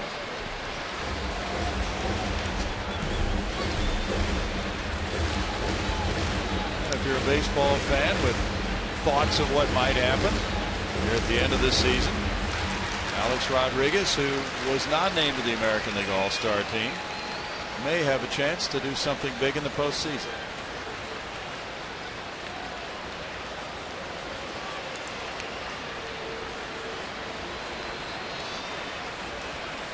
Well, he's been better than I think most of us thought he was going to be this year by a wide margin.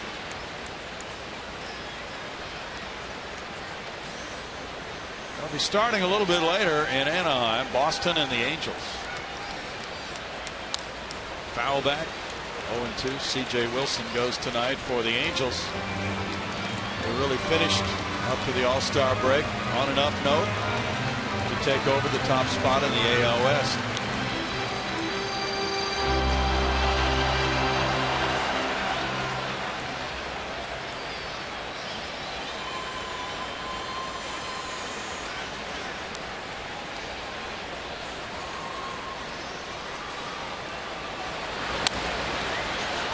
Another foul ball keeps the count at no balls, 2 strikes.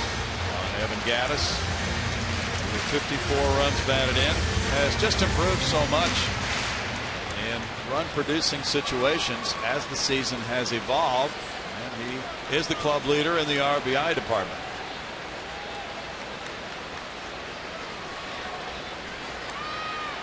The Astros are 4th in runs in the American League. That might surprise some people. 1-2. Baseball is so much a what have you done for me lately kind of sport with 162 games.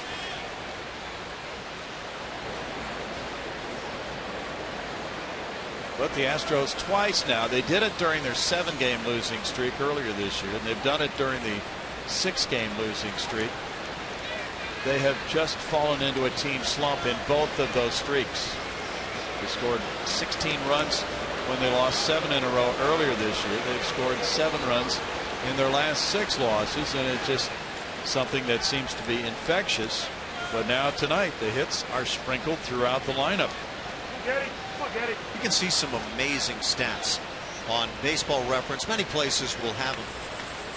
Runs scored, batting average, all the different offensive numbers in wins for a team versus losses, and it's astounding how widely those two are separated. Still 1-2. 7 different Houston players have hits. Chirinos comes out. 84 pitches for Perez. Chirinos just took one off that right hand. Oh yeah, that hand is exposed, Ash. Get that thing out of there. Where did you keep your bare hand? Oh, I'm far too often in the wrong place. Therefore, I have fingers that don't look so good these days. The knuckleball really changed me around as a catcher. Not for the good, believe me. And no, I never wore fingernail polish. What would be your teaching recommendation for a young catcher as far as where to keep that right hand while he's receiving the ball with the man on base? Ideally, you keep it behind the right knee area so that you can quickly get it in play. But it's a challenging issue, and especially when you've got a guy on that you're concerned about that might be running. Gattis takes one in the dirt. It's 2-2. I think I watched a guy in Brad Ausmus for years that mechanically did just about everything to what I thought was perfection, and he kept his hand out of there. He didn't get injured, and it enabled him to play as many games as possible over the course of every year.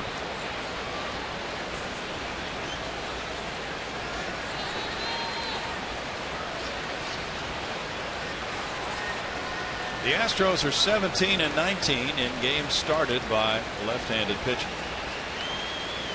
They've hit about the same versus right-handers compared to lefties.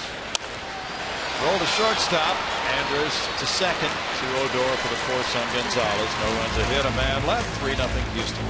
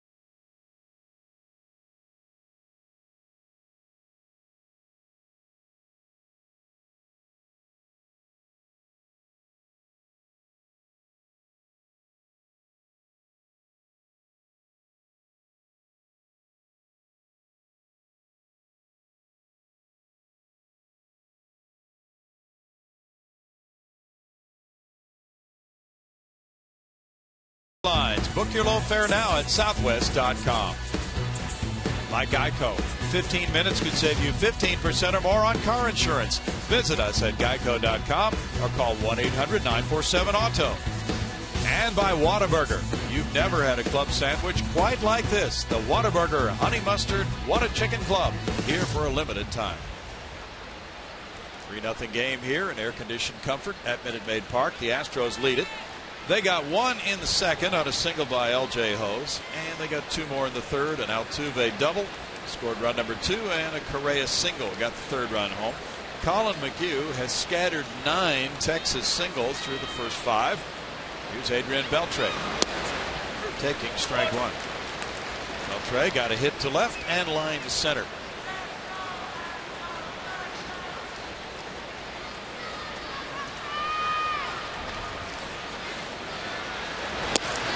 Big cut, and it's 0-2. Adrian let it rip.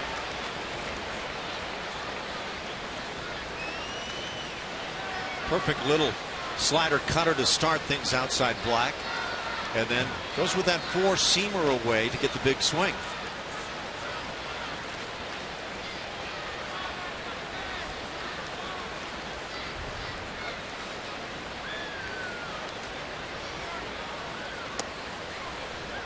It's a 1-ball, 2-strike count for Colin McHugh. Bit of a rare changeup, especially when you consider a right-hand hitter at the plate.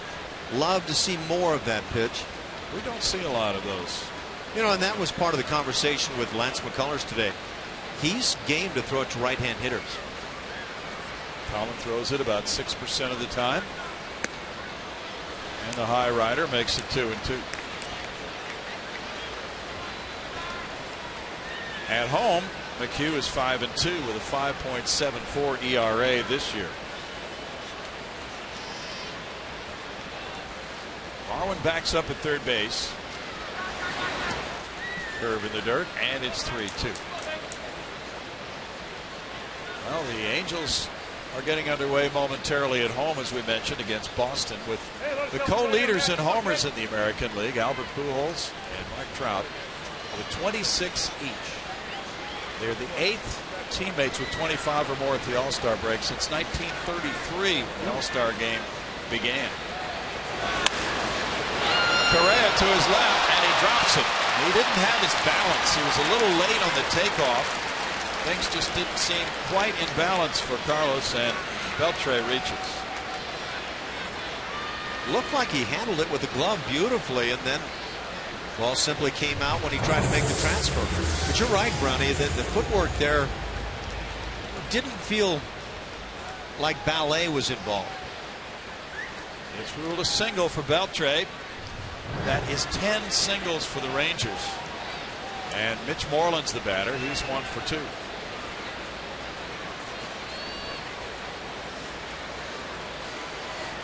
Infield shifts around. And there's strike 1 as Moreland is out in front.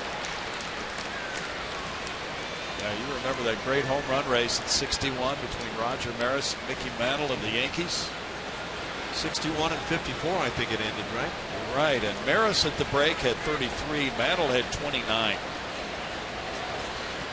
The fans were really captivated during the last couple of months of that season by that race between two teammates. Might be the same for Pujols and Trout this year in the American League. In '03, the Angels were not a part of it, but the Cardinals were when Edmonds and Pujols were in the race. There's a high chop over first base and a fair ball up the right field line. And here's Beltre going into third base, throw back to first, hits the runner, and now here comes a run scoring. As it's 3-1, the ball got away. The throw came in from Colby Rasmus. It may have hit Moreland, and Beltre scored.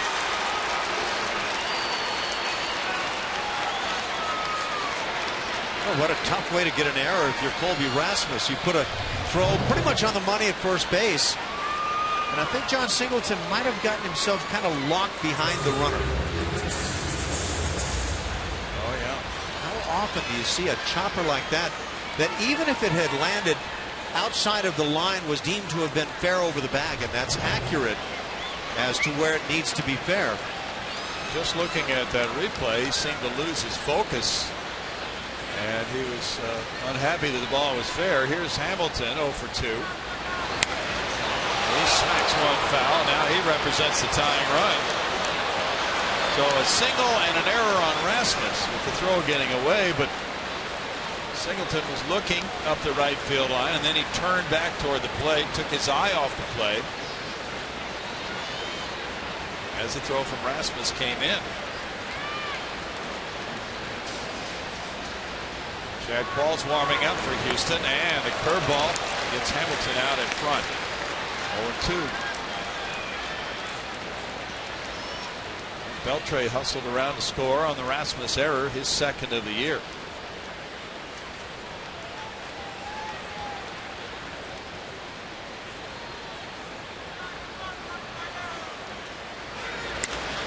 High to right field, Rasmus back. Will he have room? He is out of room, and right there he picks it off the top of the wall. Very close to a tie ball game, and the crowd is loving that catch for out number 1.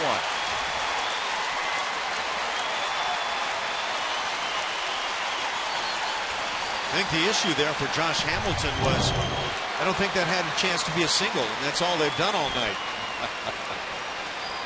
Man.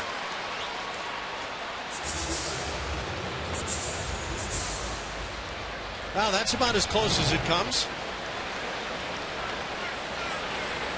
Very close to a tie game, and now it's Elvis Andrus. He's 1 for 2. 1-11-0 for the Rangers, 3-9-1 for the Astros. And that is ball 1 with Spencer Patton warming up again for the Rangers. So McHugh now 1 pitch away from his 90th of the night, trying to make a big one here in the 6th inning.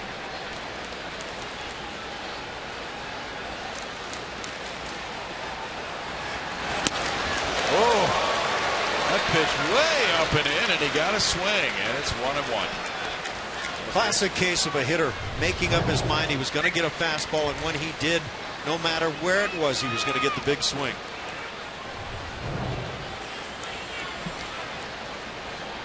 Martine's on deck.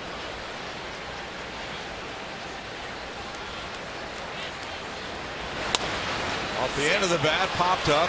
Singleton looks at Altuve, who's there, and Rasmus makes the catch. 2 outs. Look back at the run scoring. Beltre at first, Moreland a high chopping single.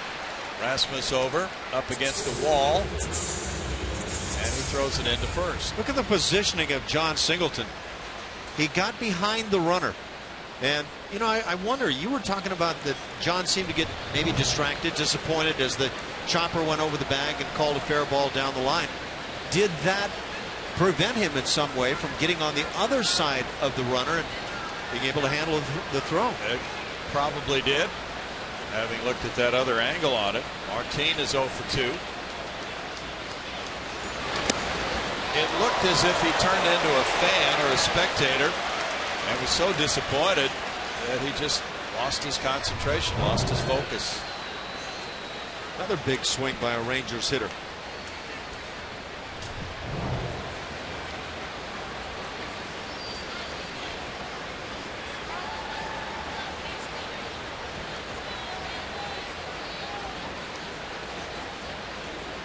This is the first of 42 remaining games for the Rangers within the American League West, where they're 11-23, and they know they need to reverse that if they're to be a part of anything good. That's blocked by Castro. 1 ball, 1 strike. Since the year 2000, there have been 20 different teams from the American League West who reached the playoffs, and only 1 had a losing record within the division. It's amazing that even 1 team did it. It was the Rangers in 2012. They were 27-31 within the AL West. Well, they certainly took care of business elsewhere then. Yeah, that really forces the pressure to win those other games. You're right. 2 balls and a strike. I just find this version of the Rangers to be so intriguing in that, and again, they have the best road record in the American League. The best. And they are dead last in home record. Interesting matchup with the Astros' excellence here and the Rangers' excellence away from home. A shot foul. 2 balls, 2 strikes. The Astros have won 20 of their last 27 here at Minute Maid Park. They're 28-16 here, and the thing the players can now enjoy is the way these crowds have swollen here after school got out, and with the Astros in first for almost 3 months. This is a baseball town again. It's a very big crowd here tonight. Fireworks after the game. Tomorrow, we hear, will probably be a sellout. In the dirt. 3-2.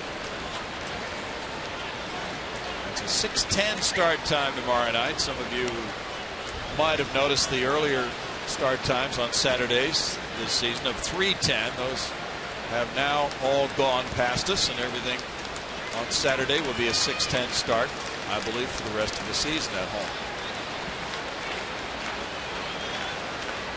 3-2, 2 outs. Singleton backs up behind Moreland. And it's in the air to shallow right. Altuve out and calling in front of Rasmus. To end it, the Rangers get a run on 2 hits with an error. They leave a man. It's 3-1 Houston in the 6th.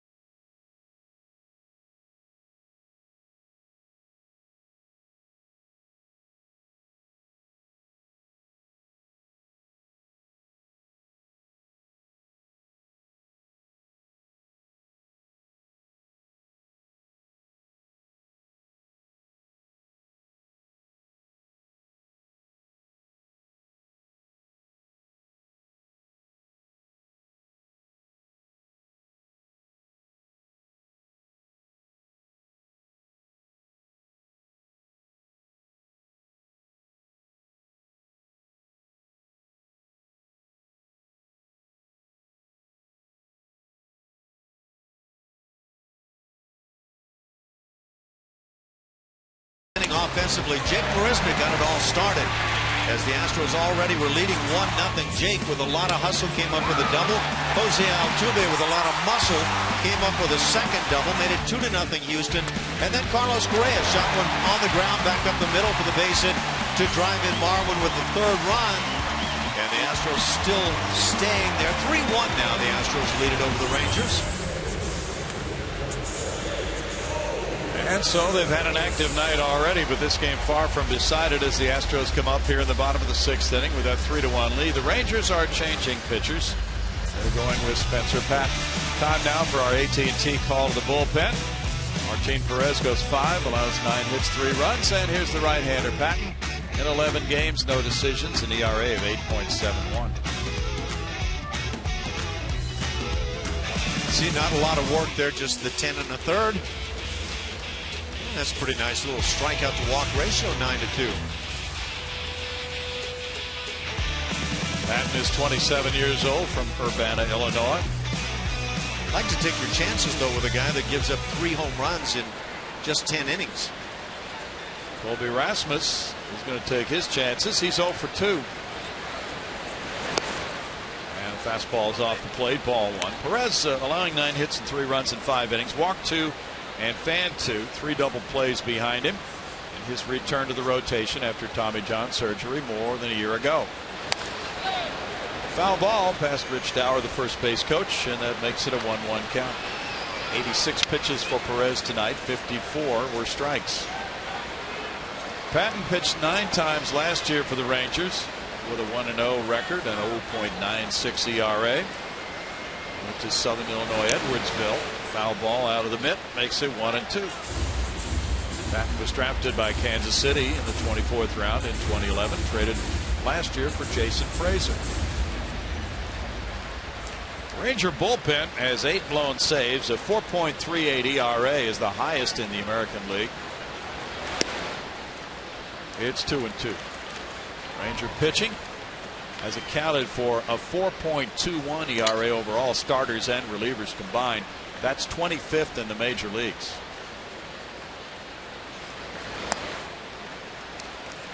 (3-2) to Rasmus.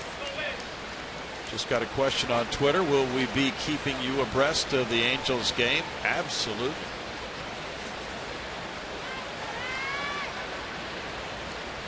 No score, bottom of the first right now in Anaheim. Foul back. Rangers will be playing the Angels on the 3rd leg of this road trip, beginning tonight. 3 here, 3 in Colorado, 3 in Anaheim. You're saying Mike Trout has not homered yet? Mike Trout has not batted yet, so he has not homered yet. How about that all-star performance? Oh, yeah. Struck him out looking. Well, it just seemed to be almost scripted with Trout winning the MVP. As great a year as he's had last year, and now putting together another solid, perhaps another MVP year. Start getting that reputation, and when you do anything like the leadoff home run, it will tend to get you a lot of votes. But he's kind of become that guy, the face of Major League Baseball for the moment. Singleton has a walk and a single. Chris Carter left with an ankle injury, right ankle sprain, and Singleton came off the bench. Here's ball 1. Singleton had terrific numbers at AAA Fresno, 17 homers when he was recalled June 26th. In for a strike, and it's 1-1. And he was tied for the minor league lead in runs batted in with 66, along with another Astros minor leaguer, A.J. Reed. Reed is just lighting it up this year. And he is a first baseman. So the competition could be fierce for years to come to hold down first for the Houston Astros.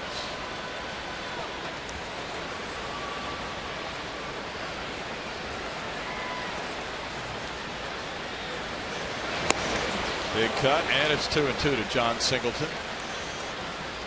You know, there were 20 players in the All-Star game age 25 or younger. That's something.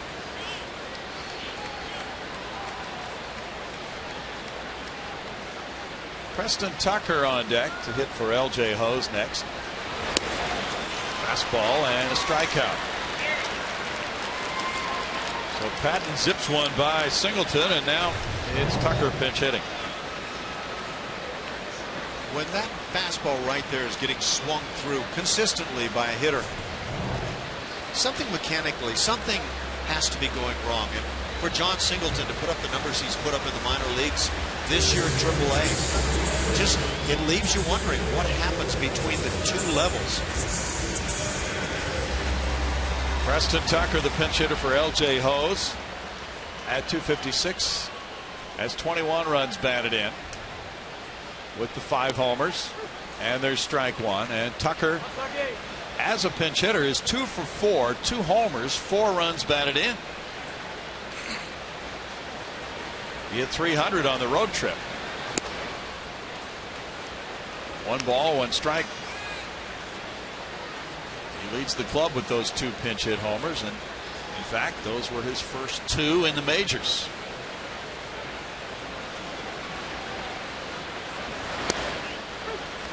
Well, Patton is painting that outside edge.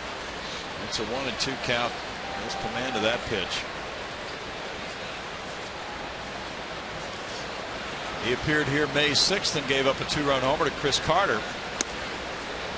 It's 2-2.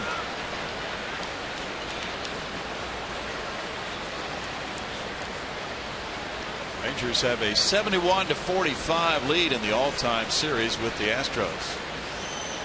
But last year the Astros won the Silver Boot for the first time in years. foul back. And for all these years they've played, that's been the trophy that a team could point to as, hey, we won the season series, but there's a lot more at stake than that Silver Boot trophy as they meet here in 2015. In particular now with these teams being in the same division, these are meaningful games. You know, after the Astros had those rivalries as a National League club with teams like the Cardinals and Cubs, when they started fresh 3 years ago in the American League, they really had no rivalries at all. Still waiting for those to evolve. This could turn into one. Bounced, and Beltre's there, throwing to first for round number 3. After 6, 3-1 Houston.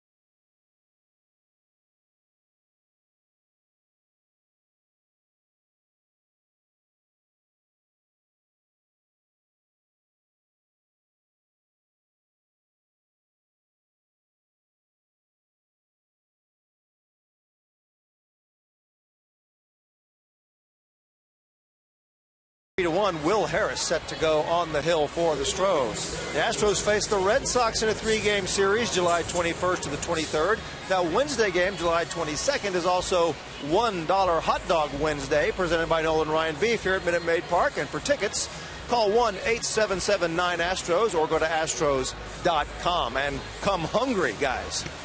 Oh, you always come hungry, but yeah, we're inviting everybody to do that. Preston Tucker's in the game in left field after pinch hitting for L.J. Hose and grounding out, and the new pitcher is Will Harris. He has had a phenomenal year, Ash. Well, if you consider allowing 16 hits and 41 in the 3rd innings as phenomenal, then I'll go ahead and go with that. 0.87 ERA. Your standards are high, pal. These are incredible numbers. A whip at 0.7. It's been a magical season for Will Harris, who faces Robinson Chirinos, who's 1 for 2. There's strike one. In 6 innings, Colin McHugh allowed 11 hits, all singles, 1 run, no walks, 4 strikeouts. Throwing 97 pitches, 66 for strikes.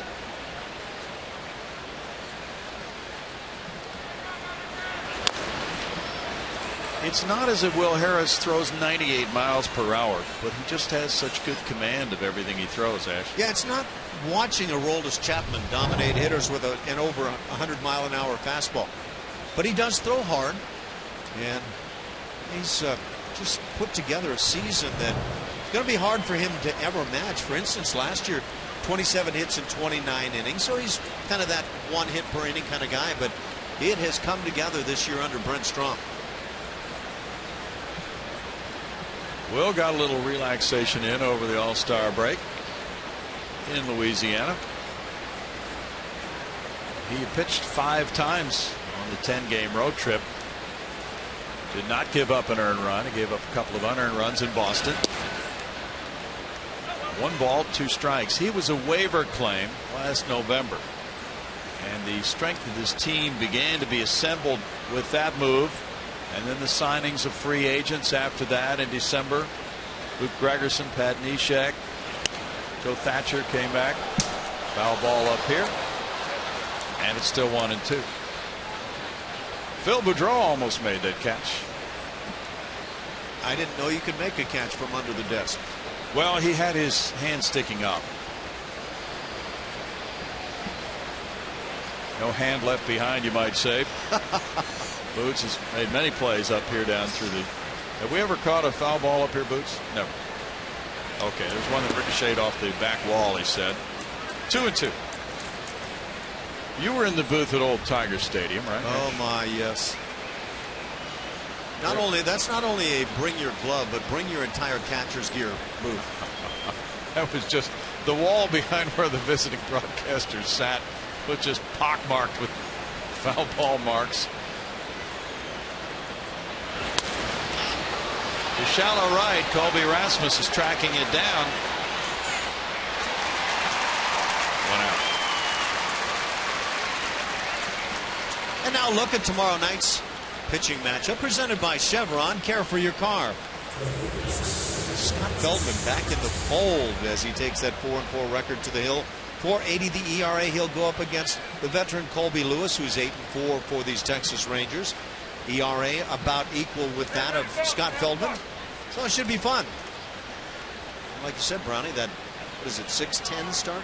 6-10. Colby Lewis beat the Astros here May 6th. A very good game. There's strike one to Delino DeShields, who was shortening up on it. He is 2 for 3. Here's an obscure stat for you on Colby Lewis.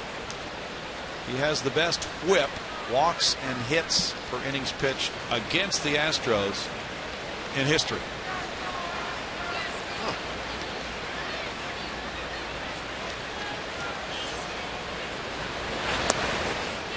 In for a strike. It's 0-2.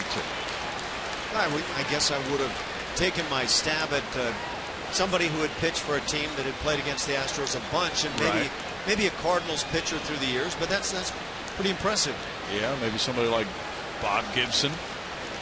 Yeah, I guess he might have qualified had he pitched in that era. Adam Wainwright, maybe. Chris Carpenter. Carpenter had a number of good games against the Astros. Now, what year did Bob Gibson retire? 70-ish? Yeah, I'm going to say 74, maybe 75. Somewhere around in there. Boy, am I grateful I came up in the American League.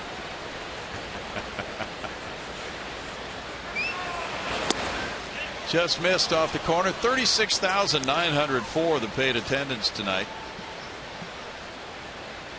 And these fans have seen a most unusual game.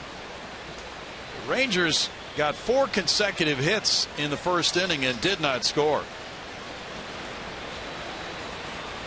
They've out-hit the Astros 11-9.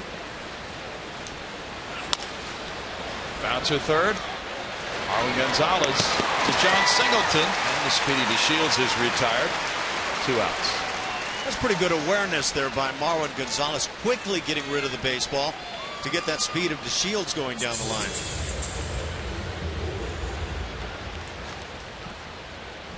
Well, DeShields with that kind of speed home to first does not leave an infielder an opportunity to make a bobble and get him out. Odor's 1 for 3.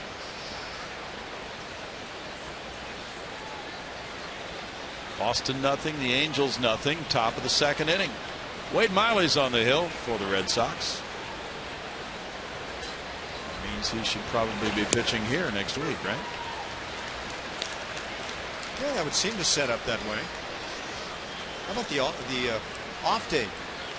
3 games after the All-Star break. That is highly unusual.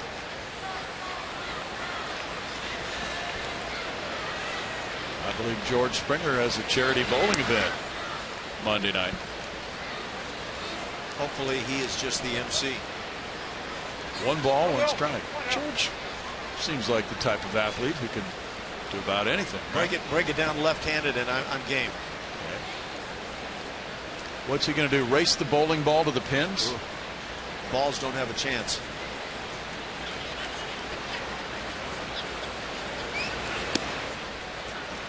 It's 2-1. It's great to see young players like George Springer and Carlos Correa get involved in the community and charitable endeavors.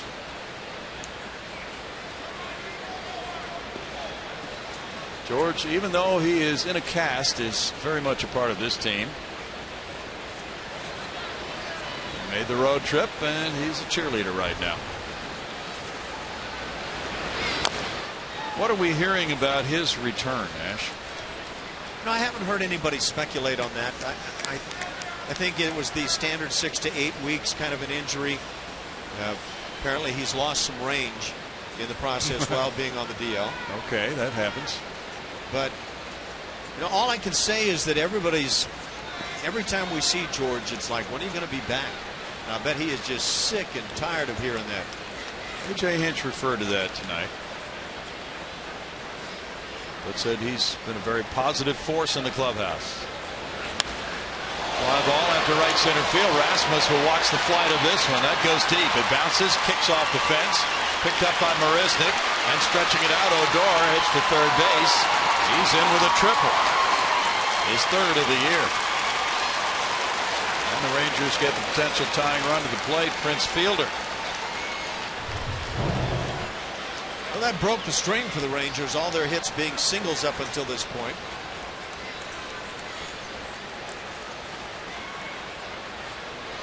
Colby Rasmus once again was playing fairly shallow in right field and had no chance getting back to it.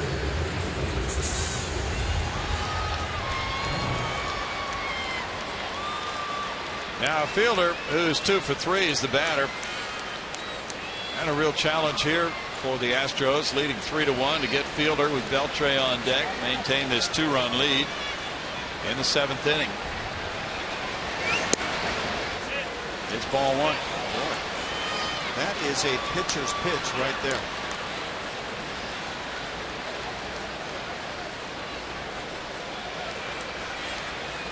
Tony Sipp is working in the Astros bullpen.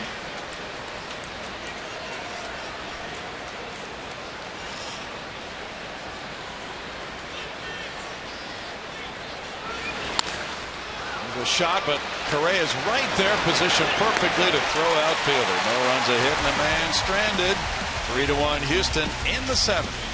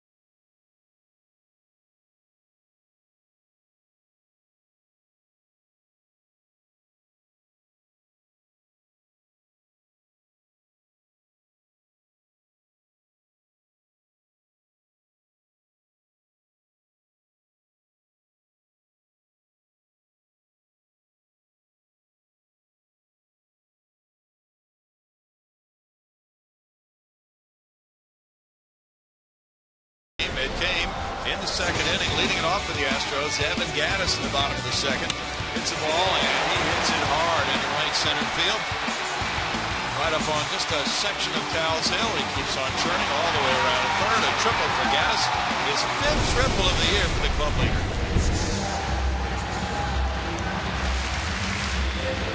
And then he later scored on the L.J. Hose line drive single to right field. Now it's Keone Kela coming in. He's pitcher number 3 for the Rangers. And 5-5, a 3.11 ERA with 37 strikeouts and 12 walks in 37 2/3 innings. He's been a bit of a workhorse at 42 games. He's one of the guys that when you talk to the Texas folks, they will say has pitched well out of the bullpen this year. They've had a rather miserable first half of the year, you might say, out of the pen. Kella, as you say, has been one of the standouts. Jason Castro facing him. Castro's 0 for 2. That's ball one. Kella, who's born in Los Angeles, went to Everett Community College in the state of Washington. Just 22 years old. He was a 12th round pick in 2012 by the Rangers. That's a foul ball, and it's 1 ball, 1 strike. Kella has pitched 3 times against the Astros and has not given up a run in those 3 innings. At Texas on April 11th, he came in the 7th inning with a 5-2 lead, got a hold in that game. He pitched a scoreless 11th inning in a 4-4 game at Texas the next night. Gets a strike, and it's 1-2. And then he was the winner in a 2-1 affair. The Rangers taking that one here against the Astros. May 4th, he entered with the score tied 1-1 in the 8th inning. So he's been in some important spots and done well against the Astros. He pops that one upstairs, and that takes the count to 2-2. A couple of fastballs, both at 97 to go with the curveball that Jason has seen. So you can understand, I mean, this guy's got the kind of stuff that can dominate. His bullpens are getting crazy tough now.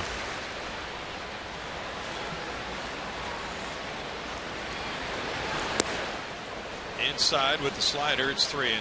Well, Kella came into the night tied with 4 others in the American League for the lead with 42 appearances, and that's the most among Major League rookies, the most ever for a Texas rookie through the first 88 games of a season. Pat Neshek's warming up for Houston.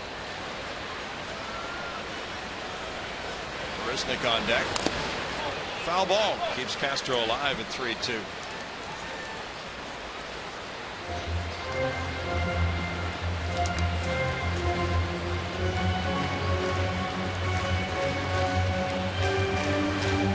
The Detroit Tigers, who have been slumping lately, found the formula tonight, and they beat Baltimore and Detroit 7-3.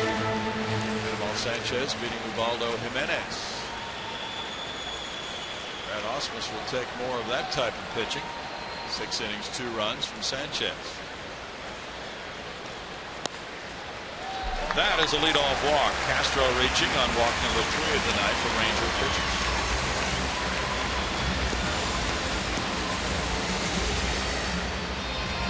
Jake Marisnick comes up. Jake doubled and scored in the 3rd. He grounded out his 2nd time up in the 4th.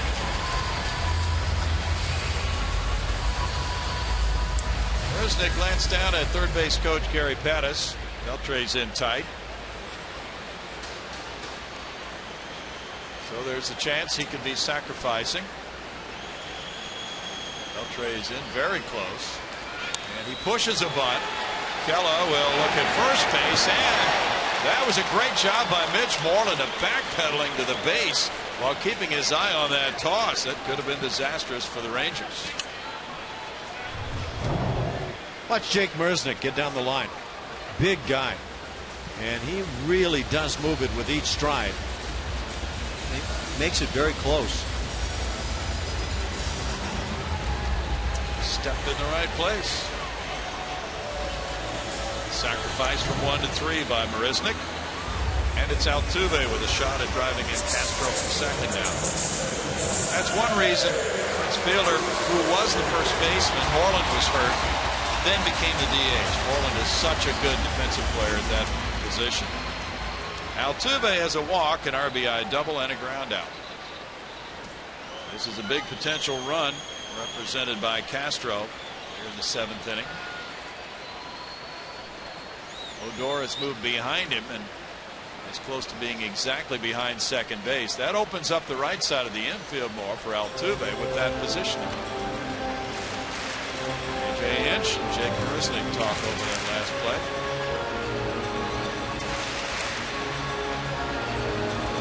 We're talking about where he should have bunted it, do you think? Yeah, I wonder if that might not be kind of beyond the bunt. When you see guys doing such and such, go ahead and feel the freedom to swing the bat. I don't know. It's pure speculation on my part. Altuve taps it foul. There's strike one.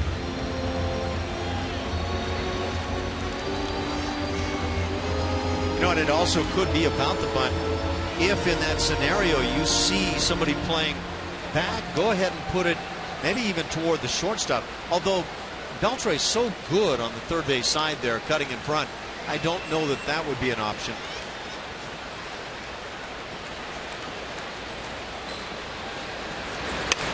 Altuve back to the pitcher. Cala checks the runner, throws him out. 2 outs, and now it's Marwin Gonzalez. It sounded a bit like balsa wood was being employed by Jose. It did. It's time to name that Astro, brought to you by your local Honda dealer. Since Bronny wouldn't do it earlier, we'll go ahead and do it right now. Who am I? Name that Astro. Native of Bethpage, New York, and okay, the other things. Joe Sambito. Great guy, great teammate, heck of a left-handed pitcher. 1979 All-Star pitcher. That elbow went south on him, and one of the terrific talents that in a brief period of time, a couple of years for Houston, went down. Boy, the organization was set up to be really something at the time. Marwin Gonzalez is 2 for 3, backs away. He's batted right each of the first 3 times to the plate. Was taking some extra practice swings. This time coming up as a left-handed batter. Marwin is hitting .234 from this side of the plate. He was at .286 right-handed when the game started. Bumped that up a few points. And a strike one.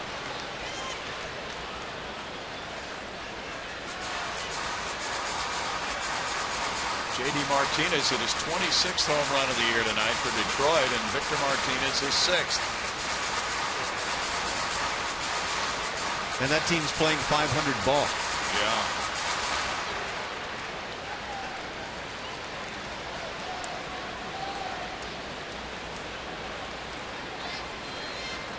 Well, the way things are going, it will be interesting to see what the victory totals of the 2 wildcard teams are in the American League this year. 1 ball, 1 strike. If you had to make a declaration right now of how many wins it would take to reach the playoffs in the AL, wow, what's your guess? You know, I think there's usually a playoff team that comes out of each league that has what, around 86 wins, maybe? Yeah, that might do it. In some years, it might. And this could be one of those. 1 and 2, but on the other hand, even though the standings are as they are right now, that's not to preclude teams getting hot. A couple of them usually do from here on out. You also can't foresee which teams might run away and hide. I don't know if Kansas City has the ability to do that in the Central. I keep seeing Detroit as a team that should be able to bounce back and make a run for it. Foul back, still 1 and 2 to Marwin. The Diamondbacks signed the #1 player in the draft, Dansby Swanson. They went right up to the deadline to get it done tonight.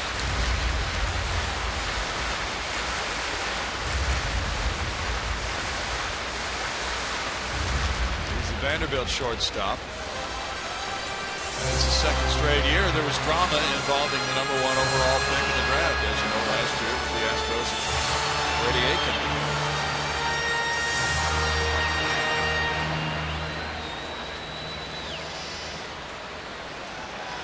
And he was a 1st-round pick this year by Cleveland, even though he's having, is it Tommy John surgery specifically? Yes, okay. Yes, he has had that.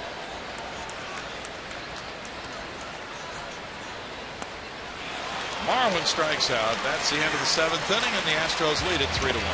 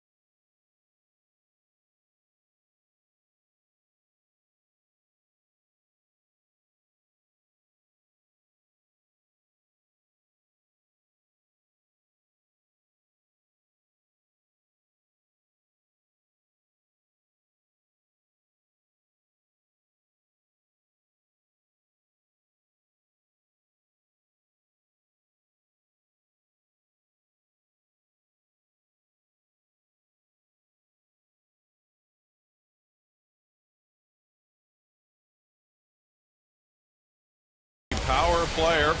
Colin McHugh guided the Astros through the first 6 innings. He allowed 11 hits, all of them singles, and just 1 run. He didn't walk anybody, struck out 4, got that one in on the hands of Josh Hamilton to get the ground out with the bases loaded in the first, and then the curveball. And the curveball is really a terrific pitch for him, but even though he struggled tonight, Ash, 1 run in 6 innings, he did a whale of a job. He's a tough competitor. He's not a big physical guy. He doesn't blow hitters away, and yet he'll challenge you up and in a lot of times with that fastball about 91 miles an hour.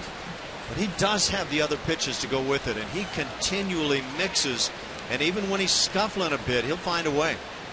Pat Neshek has 20 holds this season, 3-1 with a save and a 2.70 ERA. His first pitch is ball 1 to Adrian Beltre. Beltre's 2 for 3. Been an outstanding year from Pat Neshek. He worked a scoreless inning Sunday at Tampa Bay. Got a double play. That's a liner to center field. Marisnik, 1 out. Will Harrison 1 inning, allowed 1 hit, no runs with no walks, no strikeouts. It's hard to lower an ERA of 0.87, but he did it. Hey, you gotta get over now. Go. 1 inning at a time. Just keep dropping that bad boy. Mitch Moreland has a couple of hits, and that hit in the 6th inning was a high bouncer over John Singleton up the right field line. That allowed Beltre to score on the error charged to Rasmus. That's ball 1. 36,904 ticket purchasers for this game tonight. Game 1 in a 3-game series. Nice to see, by the way. Oh, yeah. Players have to be loving this. It changes things enormously, and I think for fans, when you come out with a nice crowd, it makes the night very exciting.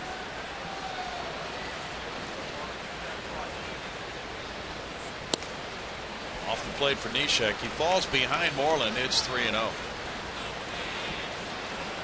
Hamilton waiting. Neshek has only 5 walks this season to go with 29 strikeouts. The walk to strikeout ratio, the strikeouts 5.80. 3-1 for every walk.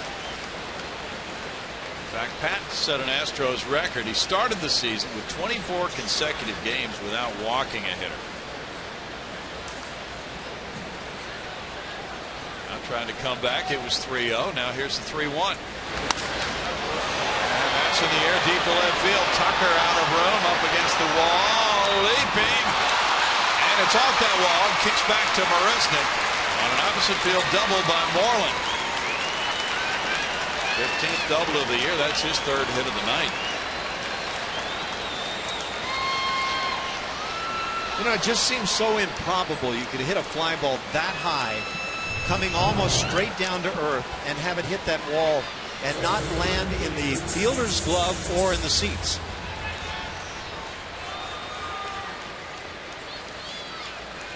But it hits right about the M of American League. The Rangers take advantage of the short porch and left. That gets the potential tying run to the plate in Hamilton.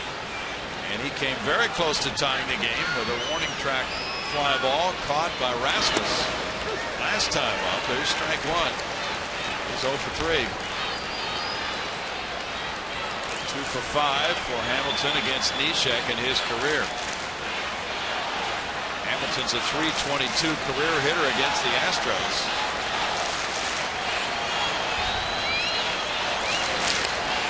Off-speed pitch tapped him. You could just tell by that weak ground ball how much he was fooled. Waited and still hit it right off the end of the bat. Hamilton was the American League Most Valuable Player in 2010. He's a 5-time All-Star. 34 years old now. First player drafted in '99. Tampa Bay drafted him. Traded him to Cincinnati.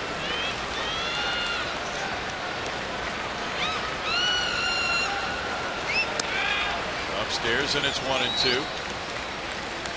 That after signing the big deal with the Angels. A 5-year contract for $125 million fell upon hard times. Angels owner Artie Moreno became extremely disenchanted with Hamilton and his lack of production. And moved him out. Bouncer and Altuve to his left. Makes the throw to Singleton. That's out number 2. Moreland to third.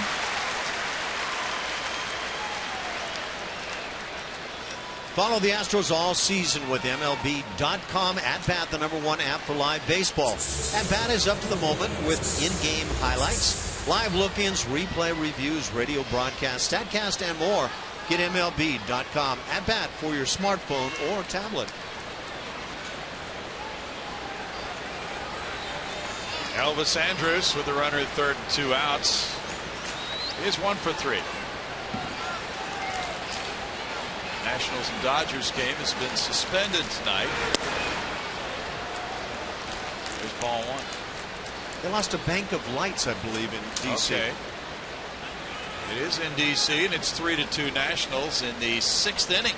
Middle of the 6th inning. Suspended. Oh, here it is after 3 power outages.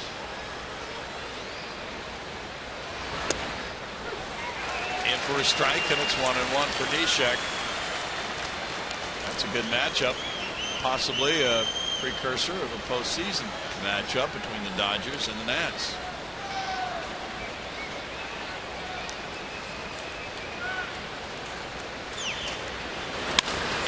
That's a drive to left field and back toward the big bullpen fence, and Tucker's back and fires it into second. And now the Rangers have a 3-2 ball game going. Tucker came close to making the catch, but it's an RBI double by Elvis Andrus, scoring Moreland. This ball appeared to just evade that glove of Preston Tucker. That's that tough spot in the outfield. Watch Tucker try to go back, and you're dealing with the scoreboard. Am I around it? Where do I stand in terms of the board? And just never quite got there.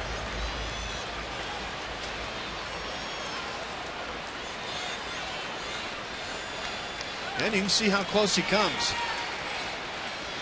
Gave it a shot, didn't he? Now a 1-run lead. Leonis Martin is 0 for 3. He has Andrus in second. The wall does cause issues for the left fielder. There's strike 1. The double was the 16th for Andrus, and his second hit of the night closes the gap to a 1-run game now. You know, at Fenway in Boston, that scoreboard, much taller than this, runs all the way towards center field. So you don't have that changing of the wall. Right. I think this is a tougher one to play. 0-2, yeah. It's that area that we just saw with Tucker.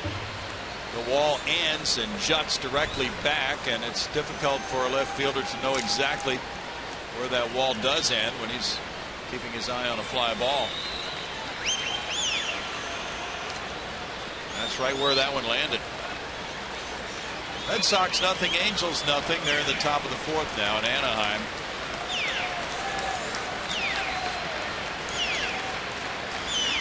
And now Castro will go out to talk with Neshek. And now as we get ready for this stretch drive, Ash, pitchers like Neshek, Gregerson, Qualls are guys who have been seasoned under the pressure of pennant races, so they have been down this road before, and that's helpful to their teammates usually to know that. Yeah, I imagine that's a big part of it. The other big part is simply how fresh can you keep your arm going down the stretch. 1-2. Which is one reason why having a great starting staff can lead to a very successful bullpen bunch.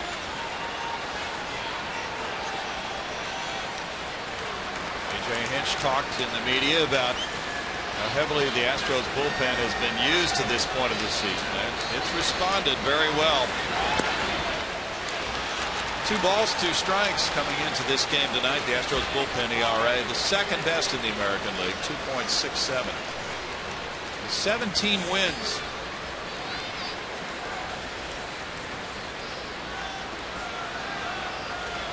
This is the kind of game the Rangers have not been able to win as often as they would have liked, coming from behind in the late innings this year. And a strikeout ends it in the top of the 8th inning. 1-run scoring on 2 hits with a man left. 3-2 Houston.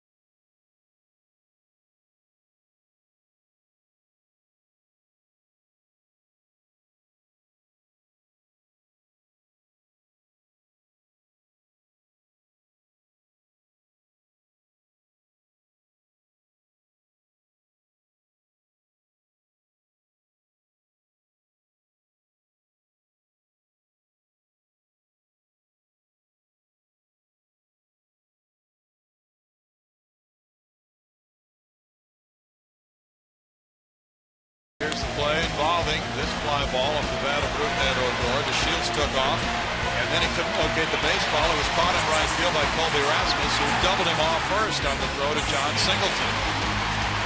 Yeah, we thought all along that maybe there was a crash course there, a deking going on at second base performed by Carlos Correa. Not so, just a case of a young base runner not picking up a coach. Shields was doubled off in the 3rd. Rangers didn't score until the 6th inning. They were then able to put up another run in the 8th. Now it's 3-2 as they bring in Sam Freeman, a native of Houston. In 28 games, he has 7 holds and a 3.86 ERA. And an impressive, simply 1 home run allowed in the 18 2/3 innings. Freeman was a 32nd round pick by the Cardinals in 08, traded to Texas this March. 25 years old, facing Carlos Correa. Correa had the RBI single in the 3rd. He's 1 for 3. Gaddis on deck. Freeman often comes in to face one batter. There's strike one. He worked in each of the last 5 games before the All-Star break, and he faced only one batter in 4 of those 5. But now in this situation, coming in to face right-handed hitters Correa and Gaddis, then Rasmus would be due up. It's 1-1, but Jeff Bannister, the manager of the Rangers, probably has been caught in this situation many times this year. Probably stretching some of the short relievers out to face more batters than ideally they would be facing. That's a fly ball to right field. Hamilton coming in for the catch. Join us for our Legends Luncheon presented by Houston Methodist. That's on Saturday, August 15th.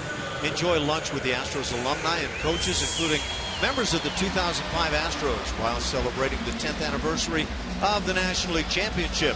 For more information, visit Astros.com/Legends Luncheon or call 1-877-9-ASTROS. Evan Gaddis has a triple and a single, 2 for 3 tonight. The Rangers starting pitchers have compiled the 5th fewest innings total in the majors, so the pressure's been on that bullpen for the Rangers this year. And so the Rangers have the poorest bullpen in the league in terms of ERA. Andrews, 2 outs. But is it all on those bullpen pitchers, or is a big part of that story on the starting staff. And that often plays into it in a major way, as you know, Ed.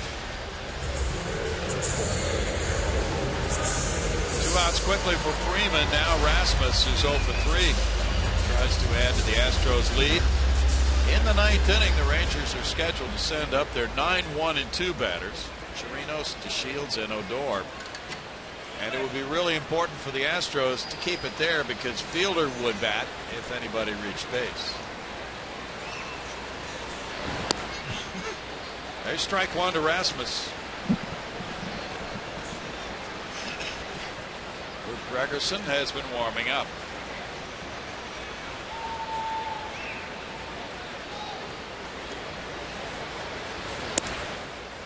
Freeman deals, and it's a 1-1 count. Freeman went to Kansas University. Last year, the Cardinals pulled him out of the bullpen 44 times, and he was 2-0 with a 2.61 ERA.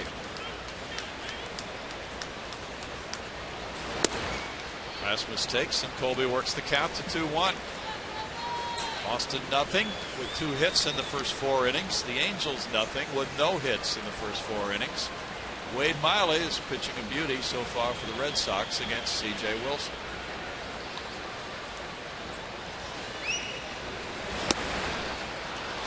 Two balls, 2 strikes to Colby Rasmus with John Singleton on deck.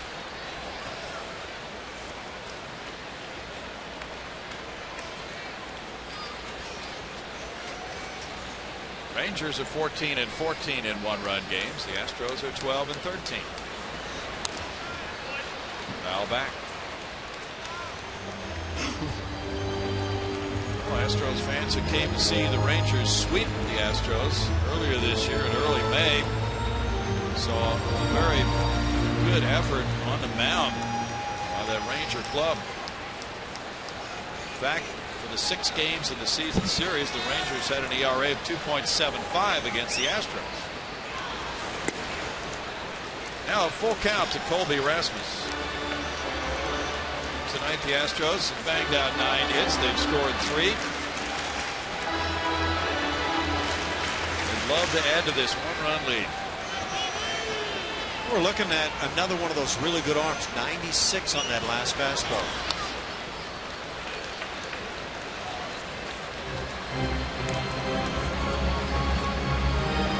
When you look at 96, especially as a left-hand hitter against a lefty, and then are able to still handle that 84-mile-an-hour breaking ball, you're doing something right at the plate.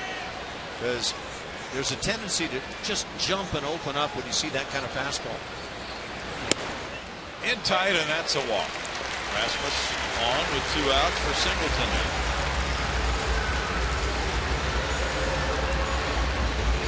It's been Perez, Patton, Kella, and Freeman for the Rangers. Kella with 1 inning in the 7th, allowing no hits, no runs, had a walk and a strikeout. Singleton has a walk and a single, then he struck out in the 6th inning. Cardinals lead the Mets 3-1. They're in the top of the 9th now at St. Louis with Trevor Rosenthal in trying to save it. Johnny Peralta hit his 14th homer.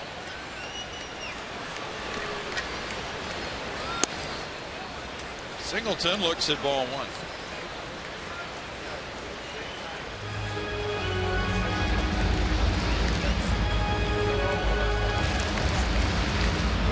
And Chirinos goes out to the mound.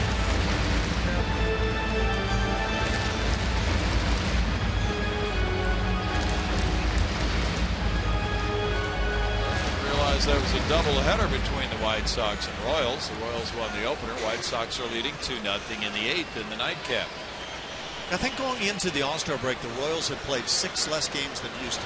Snap throw to first. Rasmus made a few steps towards second base. Yeah, you're right. The Royals are going to be playing a lot of baseball between now and the end of the season.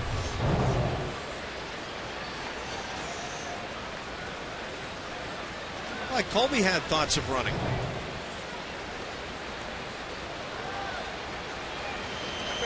And another throw. John Dank started for the White Sox tonight. And there have been some recent stories indicating that they could be in for a wholesale makeover as an organization, perhaps even including a new manager. How about that first baseman of the White Sox? He's pretty good. Can you land him? Jose Abreu? Probably not.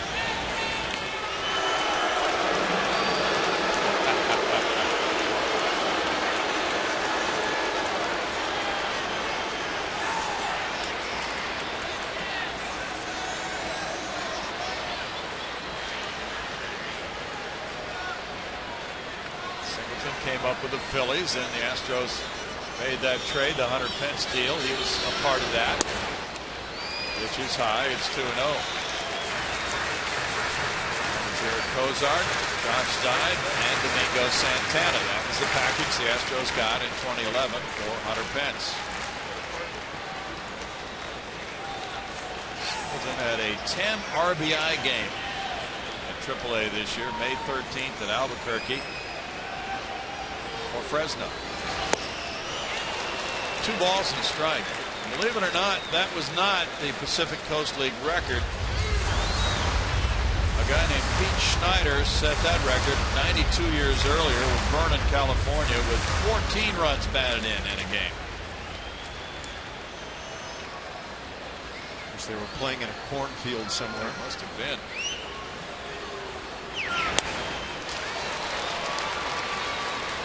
Two now to Singleton.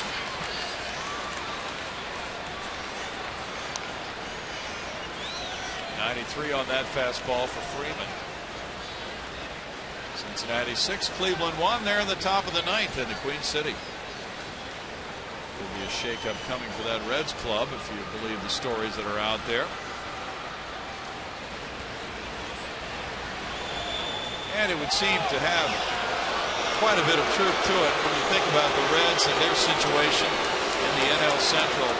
Ash, and the continued dominance of the Cardinals, the resurgence of the Pirates with their good productive farm system, and now the Chicago Cubs seem to be poised to be good for years. I think they're starting a new young catcher tonight, aren't they? Yeah, Schwarber. Struck him out looking, and that ends the 8th inning.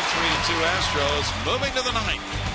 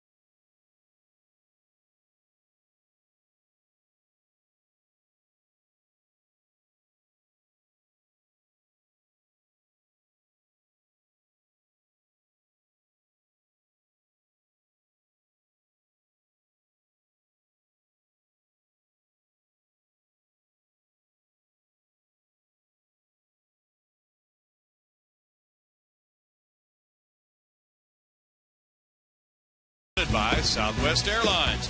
Book your low fare now at southwest.com. And by Orkin, pest control down to a science. The Astros employ their 3rd different left fielder of the night, Alex Presley.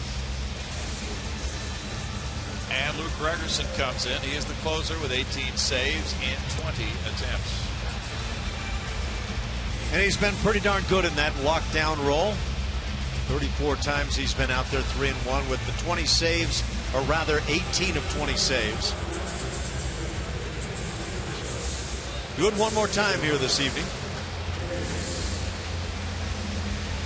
Pinch hitter Tomas Telis will be the batter now, batting for Robinson Chirinos. Chirinos was 1 for 3. Phillies just rejoined the Rangers tonight. He replaced the injured Carlos Corcoran on their roster. He's 24 years old, from Venezuela, had 68 at-bats with the big league club last year. Gregerson throws it at strike one. He looks down at his footing on the mound and smooths out that landing area.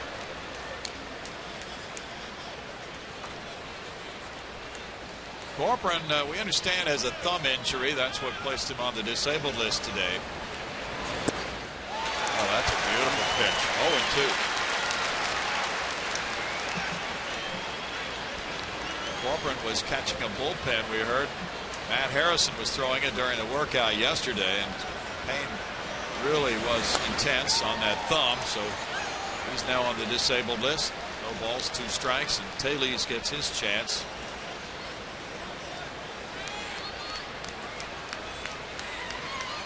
And tries to get something started.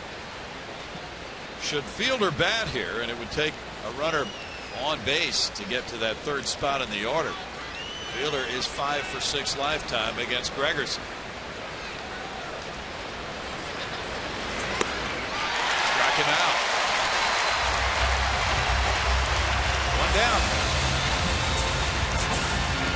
Welcome to the big leagues and meet Uncle Splitty. Stay tuned after the game as the studio crew breaks down all the action from tonight's game, plus interviews from the clubhouse and much more on the Astros postgame show, presented by Houston Methodist. Kevin Eschenfelder and Mike Stanton standing by. Delino DeShields is 2 for 4. They're back at the studio because we'll have fireworks after the game here at the ballpark. Ground ball, Correa. 2 outs. Now it's Rougned Odor. Gregerson has an ERA of 0 for his last 8 outings with a 1-0 record, 3 saves, and just 3 base runners allowed. Now this crowd is up, trying to help the Astros snap their 6-game losing streak.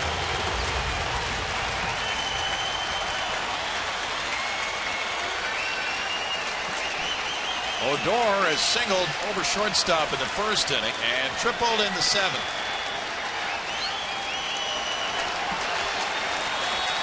Big Friday night crowd. With Fielder on deck. Strike 1 for Gregerson.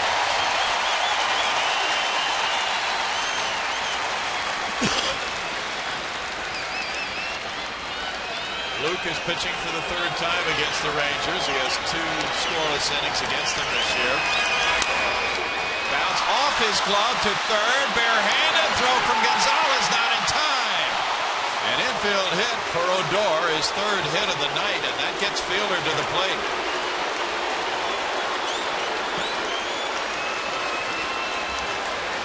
What an effort by Marwin Gonzalez, and made it very close at first base. But that's one infield single you hate to see as it brings up Fielder. Now I think Carlos Correa would have had the play. Gregerson went way up.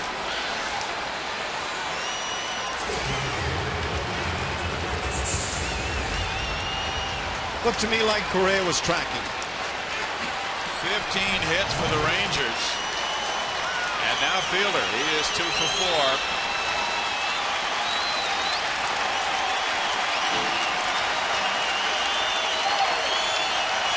Beltre's on deck.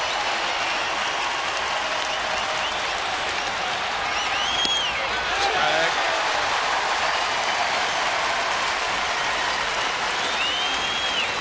Colin McHugh gave up 11 hits in his 6 innings. Will Harris 1 hit in his inning. Pat Neshek 2 hits and a run in his inning. And now Fielder.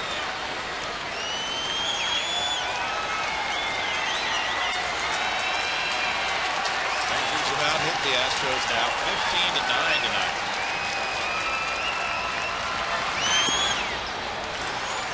One and one.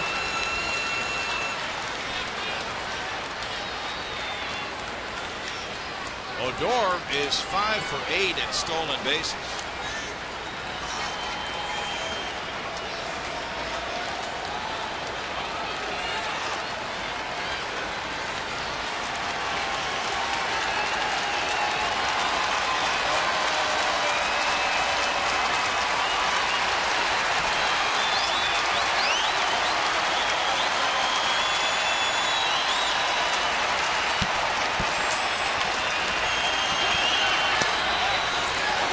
balls and a strike.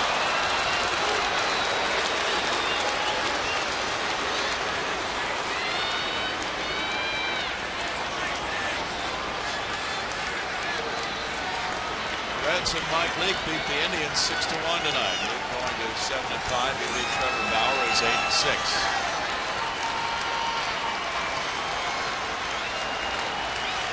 31-year-old Luke Gregerson trying to get this big out to end it tonight. Missing, goes to 3-1 now.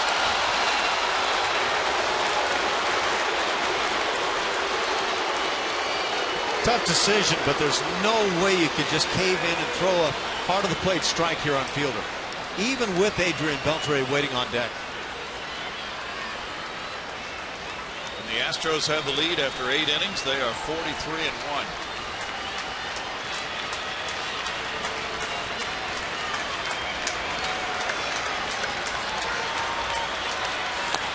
Wheeler hits a little chop. It's foul and may have hit him.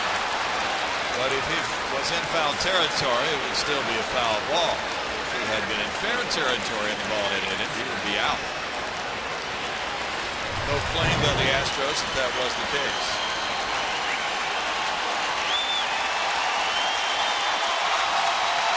I still don't know what happened on this play. Oh, it's just the ground rejecting, huh? Some spin took the ball foul. And now 3-2, 2 outs. The runner Odor will take off automatically. The big pitch is coming. Great crowd tonight.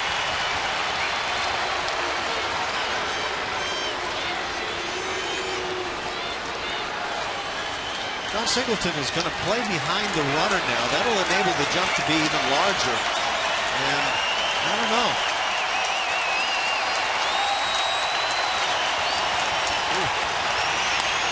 A shot to short. Correa knocks it down, recovers, and throws it. It's scooped by Singleton for the final out. Correa is down on his back with a smile on his face, and the Astros have won at 3-2 on a bullet by Fielder. Correa was almost like a soccer goalie, doing everything he could just to knock the ball down. Now, what if this ball gets on through it? Looks like Marisnik is shaded that way, and probably a run doesn't score, but that was an enormous jump at first base, and then quite a play on both ends. John Singleton deserves a lot of credit on this play. On a night when the Rangers got 15 hits, it was a defensive play, preventing Fielder from getting a hit on that one that ended it. Final score, the Astros 3 and the Rangers 2.